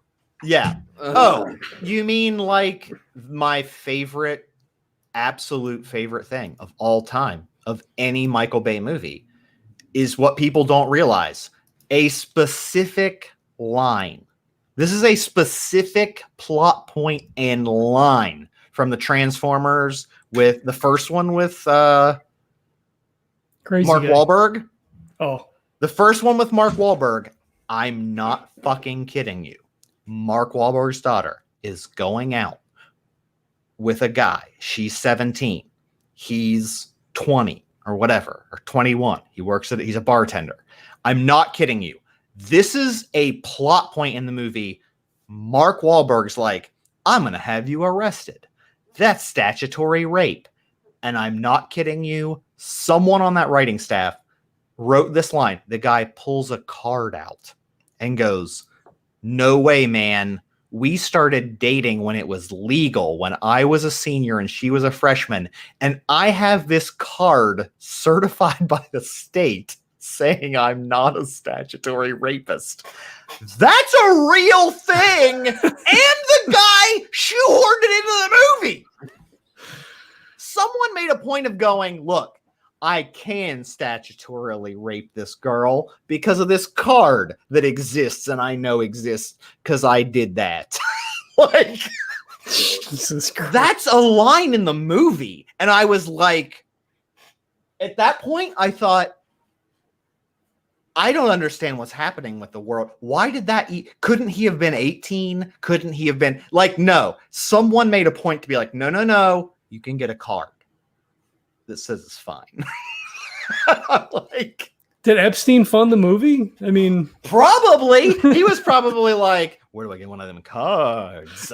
Like, it's mind blowing. So watch the first, whatever the first one with Mark Wahlberg. I don't know the names. All I know is about 1/5 of the way into the movie, he confronts the daughter's boyfriend and he literally pulls out a signed card that they registered with the state to say they weren't he wasn't statutorily raping a 17-year-old because they were together before he turned of age. And apparently not just that, like I Googled it, it's a real thing in California. So it's a real law. And that's the creepy thing is some guy wrote this movie and was like, I got to make people aware of this. Like, you don't need to tell anyone. And he's like, I got to get the word out. Yeah, it's fucking crazy. Or do everyone a favor and don't watch any of those movies because they're all. The first one was good. The first one was okay, but not true to what I'm used to. You know, on Amazon, you can for like $3 a month, you can get the Shout Factory channel. subscription, and they have all the Mystery Science Theaters on there. Wait, what? Really? Like all of the old ones? Yep, Shout Factory. Damn. Yeah, Shout. It's $3 a month, and I'm a prolific collector anyway. I have almost all of them on DVD from years ago, but just the convenience of being able to access it on streaming is worth the $3 a month to me to pay Shout Factory for the channel. Yeah, that's crazy. So do it, man. Get it. Okay, well, I gotta know that because this is like I miss so many of those episodes. And plus, they have so many other things on. I mean, Shout Factory has restored and remastered so many, older movies, like crappy ones like Nighthawks and all that kind of stuff. It's Whoa. They have so much stuff on here. Yeah, We've just lost Neil. Yeah, exactly. This is like, I'm like, look at how many things. I mean, I still miss, like, I don't know how many people get the reference, but there's so many references to EGA from Mystery Science Theater in like all of, not just the future Mystery Science Theaters constantly mention it, but there's constantly people going, watch out for snakes. It's in everything. Like shows that have nothing to do with it. People are like, watch out for snakes. It's whoa, they even have Fitzcarraldo. Interesting. And they have some real classics here. good deal. $3 a month, worth it. I want to pull Kurt into this conversation because he's just sitting there. So Kurt and I started playing on. We both downloaded Tabletop Simulator. Oh, okay. We've been whiling away some hours playing Orleans. We were playing Santorini, much to Kurt's regret, I suppose, on Tabletopia. We got to play a couple other games. So we've been, nobody comes over anymore. We can't play games at work. We have to be 6 feet apart. We face covers, only so many people in the lunchroom at the same time. So my brother's not coming over, none of that kind of stuff. So, Kurt and I have been getting together and doing games online. And it's like been a saving grace because like I got such a fucking Jones to play a board game. Like we always did RPGs online. Like we've been doing this now for 5 years or more. Yeah. Fucking even longer between Nerdbound and Dragon Festers and whatever. But like shit, I can't sit down and play a board game. Yeah. I haven't tried it much, but Tabletopia does seem awesome. Well, the thing is, the Tabletop Simulator is even better. Is it? Because you just pay a flat rate of $20, and what happens is people actually make an unofficial version of the game. So they basically import all the game stuff into the system, and all you have to do is basically on Steam just subscribe to their channel, basically, and you can import their style of their game on there, and you can play tons of games for free. Interesting. And you could pay for like the official version, but you don't have to. Yeah, so like on Tabletopia, Orleans is a premium game. Yeah. So and they're so say I did Tabletopia, it's $10-11 a month or something like that. And if I do premium like gold premium, then I can invite someone who doesn't have it to play a premium game like Orleans. Yeah. The free version gives you access to a certain number, but then the mid grade is like $5.99 a month. Yeah. But then like if I have it and you don't, I can play premium game and you can't. I can't invite you. Yeah. Oh. You're bumping people into like a $10 unless you're going for a pool, right? So like if the four of us are like, hey, let's all chip in a couple of bucks and get premium, and then we can just invite each other to play. Yeah. Right. Like whatever. But if not, then it's worth it to go to Tabletop Simulator. It's $20 forever. And like Kurt was saying, you just find a version of the game that someone implemented that works well. And, you can just do that. Yeah. Is that the same one that's, I see a Tabletop Simulator that's like in VR even. Yeah. Yeah, they have VR stuff too. Yeah. Oh, really? Yep. And you can even use Tabletop Simulator for role-playing games. So if you want to, write out a map, or if you want to, have some figures on a board and stuff like that, to just like you would on like Roll20 or whatever, you can do that. Yep. I'm obsessed with anything VR. I love VR. It's my favorite. Well, It I blows can't my talk mind. about that. It blows my mind. Like, Yeah. I can't handle sometimes like how fun it is to just like dick around with stuff with these controllers, but it seems so real. Yeah. It blows my mind all the time. I love it. Yeah, I'd like to mess with that stuff. I can't remember what the one game is, but it's like the game where like I can't remember if it's called Red Hot or whatever, where it's like the red guy. As anytime you move, time moves. But Yeah. if you stop moving, time stops. Yeah. It's incredible.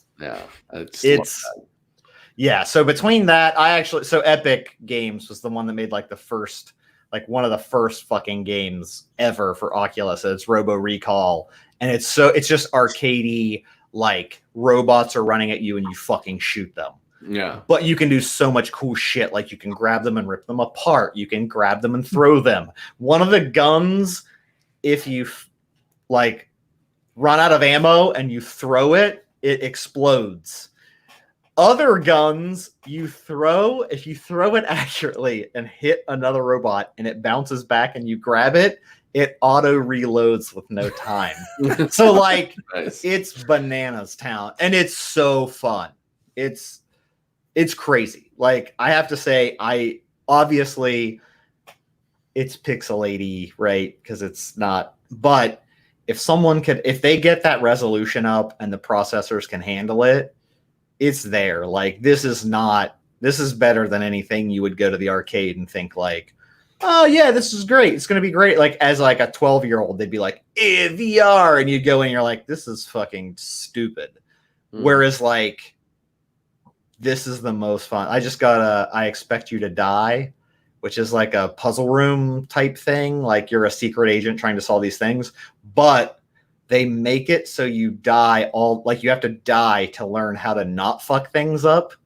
Nice. And it's so much fun. Like you get bonuses for like doing cool stuff. So like I found like the first mission, you're in a car in a blimp. And the car has secret software in it that you gotta like destroy, or steal. So like I open the glove box and there's like a little box and there's like a cigar and a lighter. And if you pick the lighter up and light the cigar and put it in your mouth, it like you start smoking it as you're playing the mission, and it plays like this James Bond music. And at the end, you actually get like an achievement for doing that. And there's one that's like a bit of the bubbly, because there's like a champagne thing in glasses and you can open it and you pour it in and then pour it in your mouth. It's fucking, and I'm like, this is so fun. This is stupid, but fun just to do stupid little things. Like, it doesn't even have to be that complicated. Yeah. That's awesome. Fun.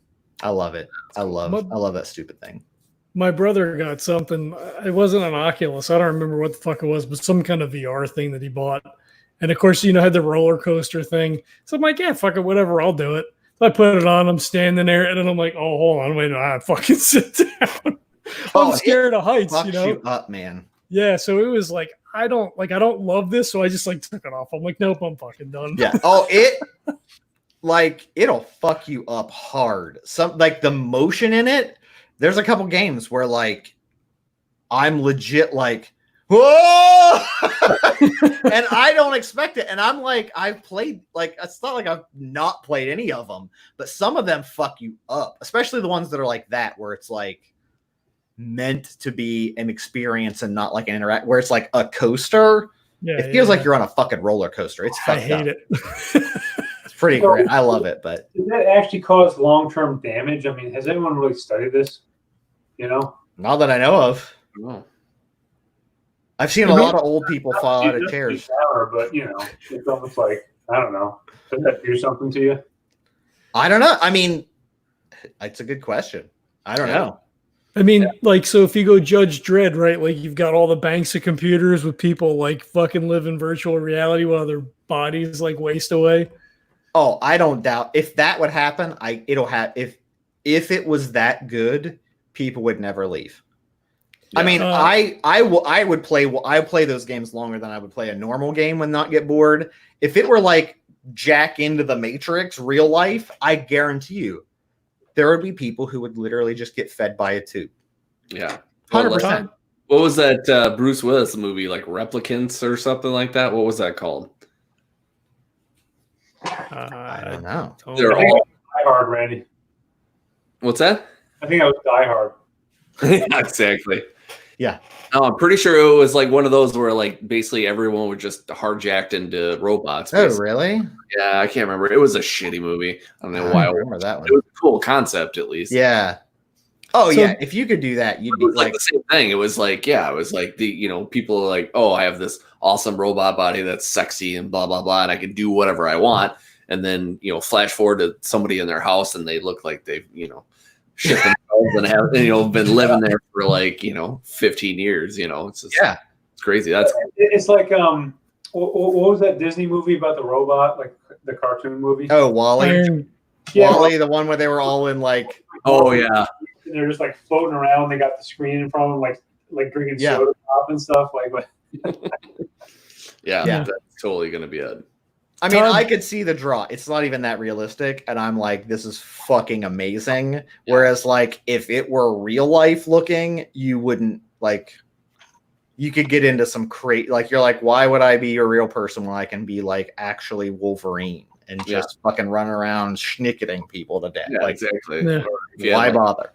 like a D&D-ish kind of fanny, Yeah. Pathfinder game. Like people would just be like, fuck real life. This is what I want. you Yeah. know? well, Mhm. I think the real future coming up seriously is AR, augmented reality. Because imagine you could be walking through the woods in real life, right? Like in a state park or something, and you had something on, so you still were in your real life, but you would just see like orcs and shit like walking by you. So like to me that would Yeah. be way cooler than like a total virtual reality. If you could have something that was actually like superimposed on real reality, that would be so cool. Because then you still want to go outside and stuff, Yeah. But it was like you could interact with all these weird fantasy kind of things. Like that would be freaking cool, in my opinion. So if you're into that sort of thing, right? Like, so Todd Foley, the guy who runs our Day Trippers game, he has a series of books out called Ubiquity 1 and 2. He's taken stories for the third volume of the thing, but it's this near future, like 100 years in the future. He calls it fractopian fiction, where there's like, it's not a dystopia, it's not a utopia, it's like this blending of things where you have people who exist day to day who live in their AR environment, and like everybody's just hooked up to that, right? So like the billboards are keyed to your mesh node, so the advertisements that you see are not the advertisements that someone else sees. But if we all have our AR on, if I turn to look at you, maybe when I look at you I see a fucking you're a unicorn, because that's the avatar that you're wearing today, or you're a barbarian going to fighting something. So that stuff is incorporated into the stories. It's really, really good. It's Ubiquity. They're really good books, and it's really interesting the way that they kind of parse that stuff out and like how that stuff interacts in the story world.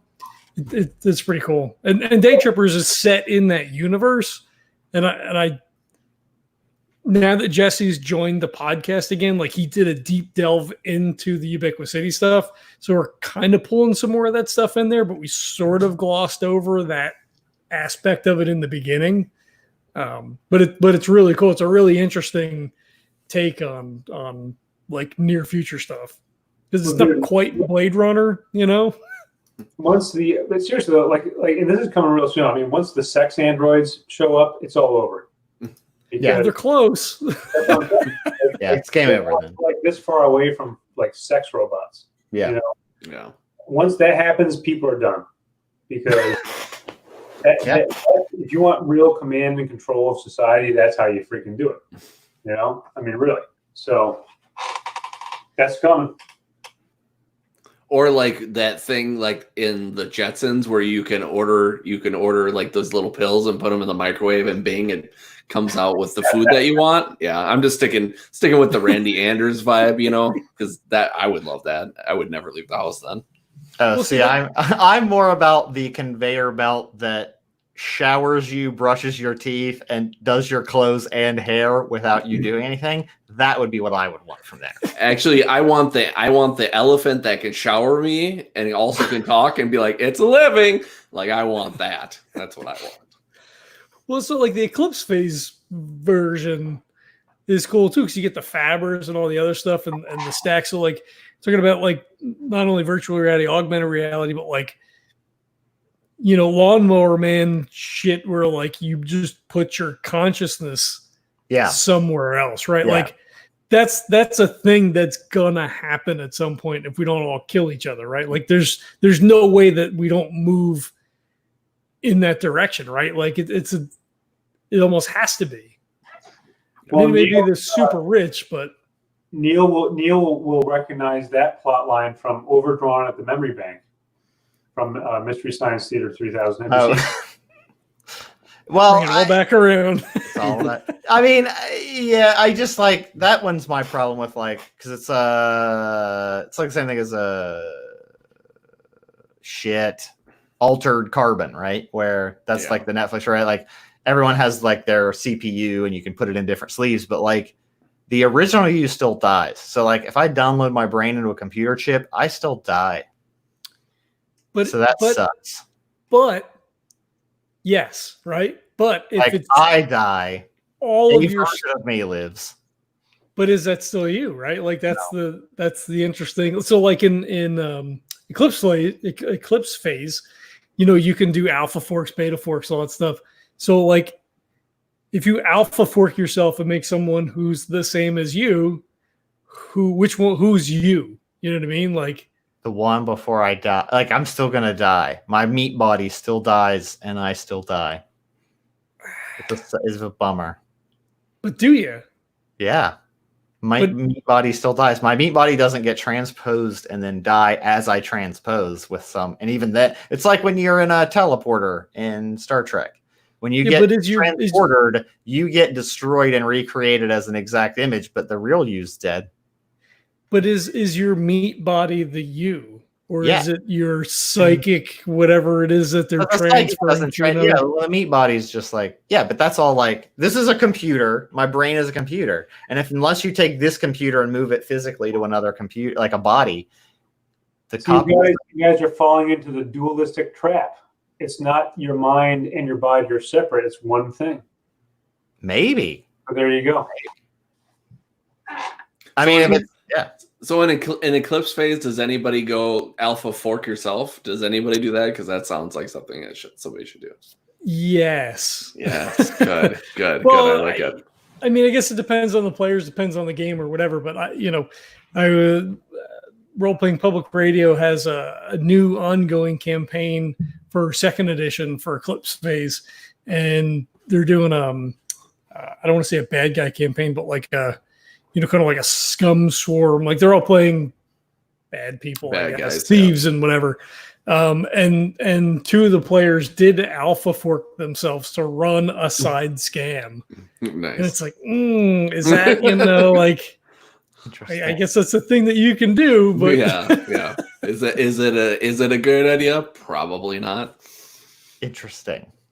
It's a really weird, interesting. That whole transhumanity thing is really. I mean, that system is fucking crazy, right? Because it's just like you just put your consciousness into like different crazy ass like mechs or like realistic looking bodies, or like I'm a fucking tank now, and now I'm a bird, and you're like, what's happening? I'm anything, which is kind of crazy, but it's interesting. I don't know that we get to that point, but like. Man, I can see that as something that, that we move towards, at least for the super rich, I guess, probably. Yeah. I mean, I feel like the only way you could do it is like, what if it just like was like nano robots that slowly replaced your brain?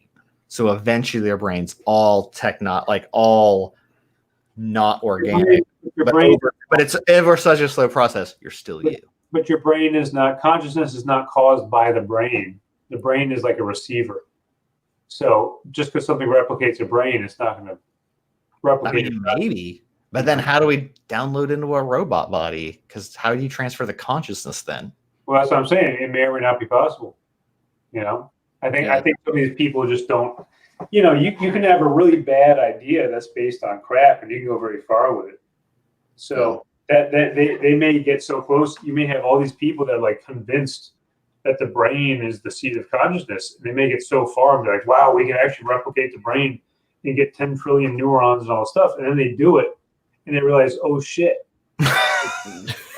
That didn't work at all. Yeah. You know, I mean, really, I can see that happening. So. Oh yeah, it's possible. Totally possible. Yeah. I mean, it is something they don't completely understand, right?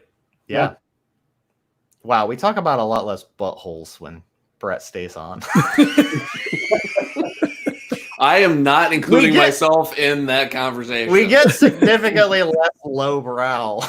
You're really bringing this up, Brett. This is a bummer. The listeners want trash talk, okay?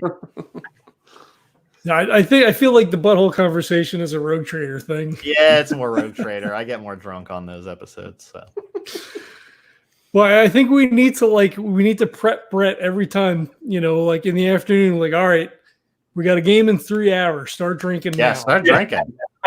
It makes for great gaming. It makes for great after conversation. It's like, I think that you need to make Fear Itself Day your drinking day because, man, I think it works out. Hey, listen, I'm okay. I'm okay with that. I think we got to keep that going. And then later you can, like, give me a secret. I've been trying to learn guitar, and I am doing terrible at it. I realize my fingers don't work.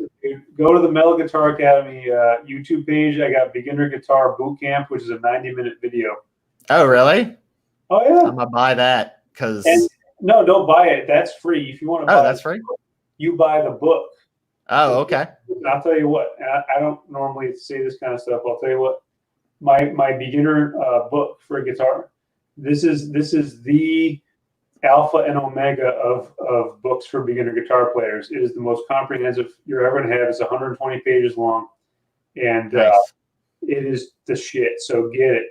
But the free thing is like kind of the companion, you know, video, which doesn't go in depth, of course, to the extent the book does. Yeah. But here's my problem. I watched the thing. They're like, do walk the spider because that's what helps. Here's my problem. My hands don't hit. He was like, I can't stretch my pinky to hit that without really stretching.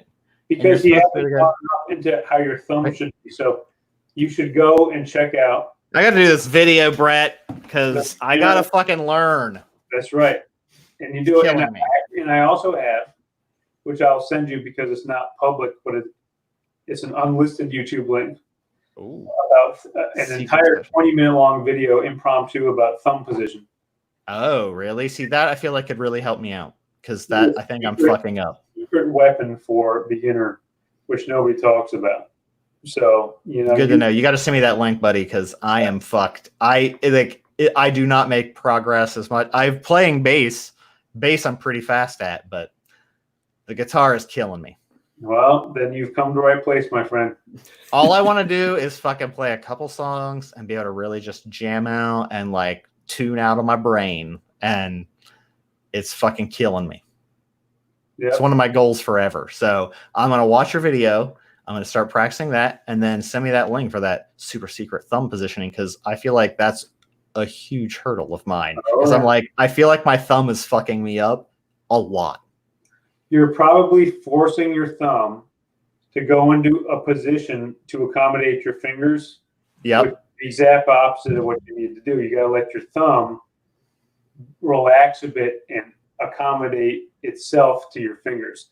That's what you got to do. Oh yeah, I'm definitely doing the opposite. I'm definitely whatever you're saying. That's what I'm doing. Yeah, it is very uncomfortable and it causes really weird, awkward hand positions. And it's definitely because I'm trying to move my thumb to accommodate fingers instead of placing my thumb where I should be placing it. Yeah, yep. I think that's my problem. I feel like that's 100% my problem, and I don't know how to fix it. Kurt, I didn't know you played guitar. Oh no, it's just Guitar Hero. It's nothing to do with anything else. No, my dad had an old guitar that was a piece of shit that I tried to use, and it never stayed tight. The strings never stayed tight. So I basically just fucked around and then gave up. So eventually, maybe I'll go through my midlife crisis and want to get a guitar like every middle-aged white man. And I'm not ripping on anybody. I'm just saying. And yeah, I'm telling you, believe me, I would love to be able to fucking shred a guitar. But. Rocksmith is how because it's basically Guitar Hero, but with a real guitar. Mm-hmm. So you can learn some, but like it's really hard if you're not getting actual lessons. I feel like also. Oh yeah, Rocksmith is something where they made it into a game where it was like, oh, this game will be easy and you'll be able to learn guitar. It's like, no, you should actually learn guitar first and then play this game, because this game is too hard for people that don't know how to play guitar. Yeah, except for bass. I'm saying bass is pretty easy off the get go. I can play there's songs I can play 100% first time I play them by sight, and I'm just like, I'm not good. And I'm playing like a Weezer song, which are not easy, just flat out 100% first time. And I'm like, yeah, bass is easy. Yeah, bass is guitar is hard as fuck. If you get to the virtuoso level, any instrument is like just as hard as every other instrument, you know? Yeah. But if you're talking about your sort of like average bass versus average guitar, like bass is way easier. Yeah. That's my impression is I can feel like I'm playing something on bass much easier than I can feel like I'm playing something on guitar. Where like at least bass, I'm like, wow, I hit all those notes of the actual song. And I'm not a good bass player. I can just play them. But once you're good at it, like, yeah, one of my friends was a fucking like classically trained bassist that was playing with a band. And it's still to this day. They had like 3 or 4 bands. And they were all pretty good. But like we came to their practice one day and they were just fucking around. And it was the best music I've ever heard them play. And it was just them improvising and just like fucking riffing and just playing whatever. And like the guy that usually was just like the screaming singer guy was playing bass with like full like multi-finger plucking with bass chords with individual notes going in, and it sounded beautiful, and the bass was driving the song somehow, and it sounded awesome. And I'm like, you guys should do that. And they're like, nah, it's not. I'm like, but it sounds so good. And they're like, yeah, we're just having fun. And I'm like, no, like you're a really good bass player. Like that's not just like dicking around. There's some band I just saw on Facebook from Sweden or something, apparently, and I think it's called Dirty Loops. Okay. And they're just really good. They're these kids, I guess, that have been, essentially at music school since they were in like fucking like 5th grade or something. And it's a trio. It's a drummer, a keyboard player, and a bass player, and the keyboard player sings. Interesting. And it's just, it's just really cool. It's just really good. Like you can tell they're just like really good. Like regardless of what kind of music you like. What's it called? Sweet. How's it spelled? Dirty Loops. Dirty Loops. Yeah. Yeah. A friend of mine who's really good at music. He's a great singer, great guitarist. Like his, if you listen to the MFG cast, my podcast, the intro, that music is his band, and that album is just, it's amazing. And unfortunately, those guys just he was the one that was kind of pushing them towards where they could have gone, and they could have gone somewhere. But unfortunately, the other guys in the band just didn't really want to go anywhere, unfortunately. Yeah. But yeah, it's crazy when that happens. But then he even introduced me to some younger kids, and man, they were all just crazy good. Just like really good. The only thing I didn't like is they all like tried to dress a certain way to have an image, and I'm like, this is not fucking Guns N' Roses circa 1995, that kind of thing, but they sounded great. And the one thing that they had wrong is that one of the guy's dads, who seemed like he knew music like well, didn't want to take them out of Wisconsin. So I live in Wisconsin, and that's like, they were just basically like, they had played kind of outside, but it was like Minnesota, Iowa. Like they didn't want to go anywhere further than that. You know where it matters. Yeah. I'm sorry, listeners from there, but yeah, no band is like, man, we're millionaires. We only play in Sioux Falls. Yeah, and I think the problem was is that that's what this guy had done. He had probably been in a band, and that's just what they did. Yeah, and it's like, no, you don't realize like these kids are phenomenal, and you're stifling them by just having them be in these, surrounding states. That's a bummer. Yeah, it's like you grow up and it's like, man, should I move to Nashville or should I move to fucking Madison? Yeah, exactly. Exactly. It's a tough call for anybody. Yeah, exactly. The only place you should ever play in Wisconsin is Milwaukee, and then go somewhere else and immediately drive away. Yeah, drive to Chicago or drive, whatever. It's like, don't. Hey, isn't that what happened with? Isn't that how Poison got started? They all got together in Pennsylvania, decided to pack up and live in a shack in Madison. oh wait, never mind. That was L.A. Yeah, yep. You gotta go where the business, where the industry is. You can't just stick around. Yeah, it's crazy. All right, I should probably be the one to head off this time. Because tomorrow's episode. 4 hours. Holy crap! This is pretty crazy. It's a good episode. Good after show. We're rolling. Good stuff. Lots of action. Good post show. We got everybody here. It's fantastic. This is a great episode all around. I'm super stoked with it. Yeah, I'm looking forward to seeing it in 7 months. Yep. Sounds right. So 29 dropped a couple of weeks ago. So yeah, there's 2 episodes before this. 2 of each. Yeah, damn. With an 8-week cycle. Yeah, so like legit, this is probably 6 or 8 months away. Wow. Although the post show will get posted very soon. Oh, okay. Well, otherwise I was like, looks like we're going to get another subscriber in 8 weeks to 12 weeks, because this one I think is going to get us another Patreon subscriber. There you go. Well, so the fuck, I can't think of the term now, but the synchronicity between the live shows and the Patreon posts is coming together as I work through the backlog, because I'm trying to post the Patreon stuff sort of in the same order. Okay. So then once we're caught up, so like, we play Day Trippers, boom, that'll drop on Patreon, the next day or whatever, the raw footage or the raw feed. And then, we play Rogue Trader, boom, and then that'll drop. So like, as we play games, and those games will drop in the feed naturally, kind of in the thing. But there were still, I have so many Day Trippers games. And now I'm working in some of the Cthulhu Invictus stuff that Oscar ran for us. Actually, our Clockwork Oracle that we ran in 2017 is going to drop tomorrow as part of that regular feed. Fuck. Wow, you're really slow, John. Jeez, could you hurry up? Well, when you have 4 ongoing campaigns, it's hard to fit in like odd stuff. You overachiever, you. Even when we cancel most of them, most of the time. I'm telling you what, they still accumulate. You do the Kickstarter campaign, $65,000, and you do like the 25 DVD set of Legend of Tabletop.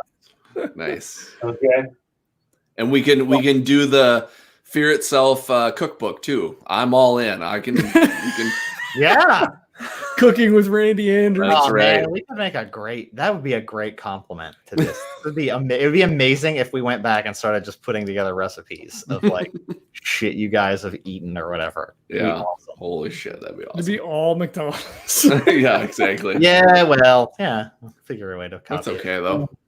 So now what I'm going to do is I'm going to keep track of all the McDonald's items that I can just slip in there, old and new. Yeah. So we can make sure we hit the whole menu from 1980 to now. We need some merch, man. We need to get like some like fuck Edward shirts or like there you go. Like the stuff like the fans like awesome quotes or things that happen. We should get some like shirts made. If by made, I mean on that site where they only get made when someone pays for them. Yeah, exactly. Yeah, for sure. I would love to do merch. I think there's a Zazzle store and a Cafe Press store and all that shit. Yep. If we could get enough traction where people actually gave a shit, there's tons of stuff that we could, the cookbook. I wanted to make, the Hollerman patches for the Rogue Trader game. Yeah. Like that's simple. That's an easy thing to do, but like if nobody cares, like you already have Legends of Tabletop, the website. You go to Shopify. It's $9 a month where you get just the button.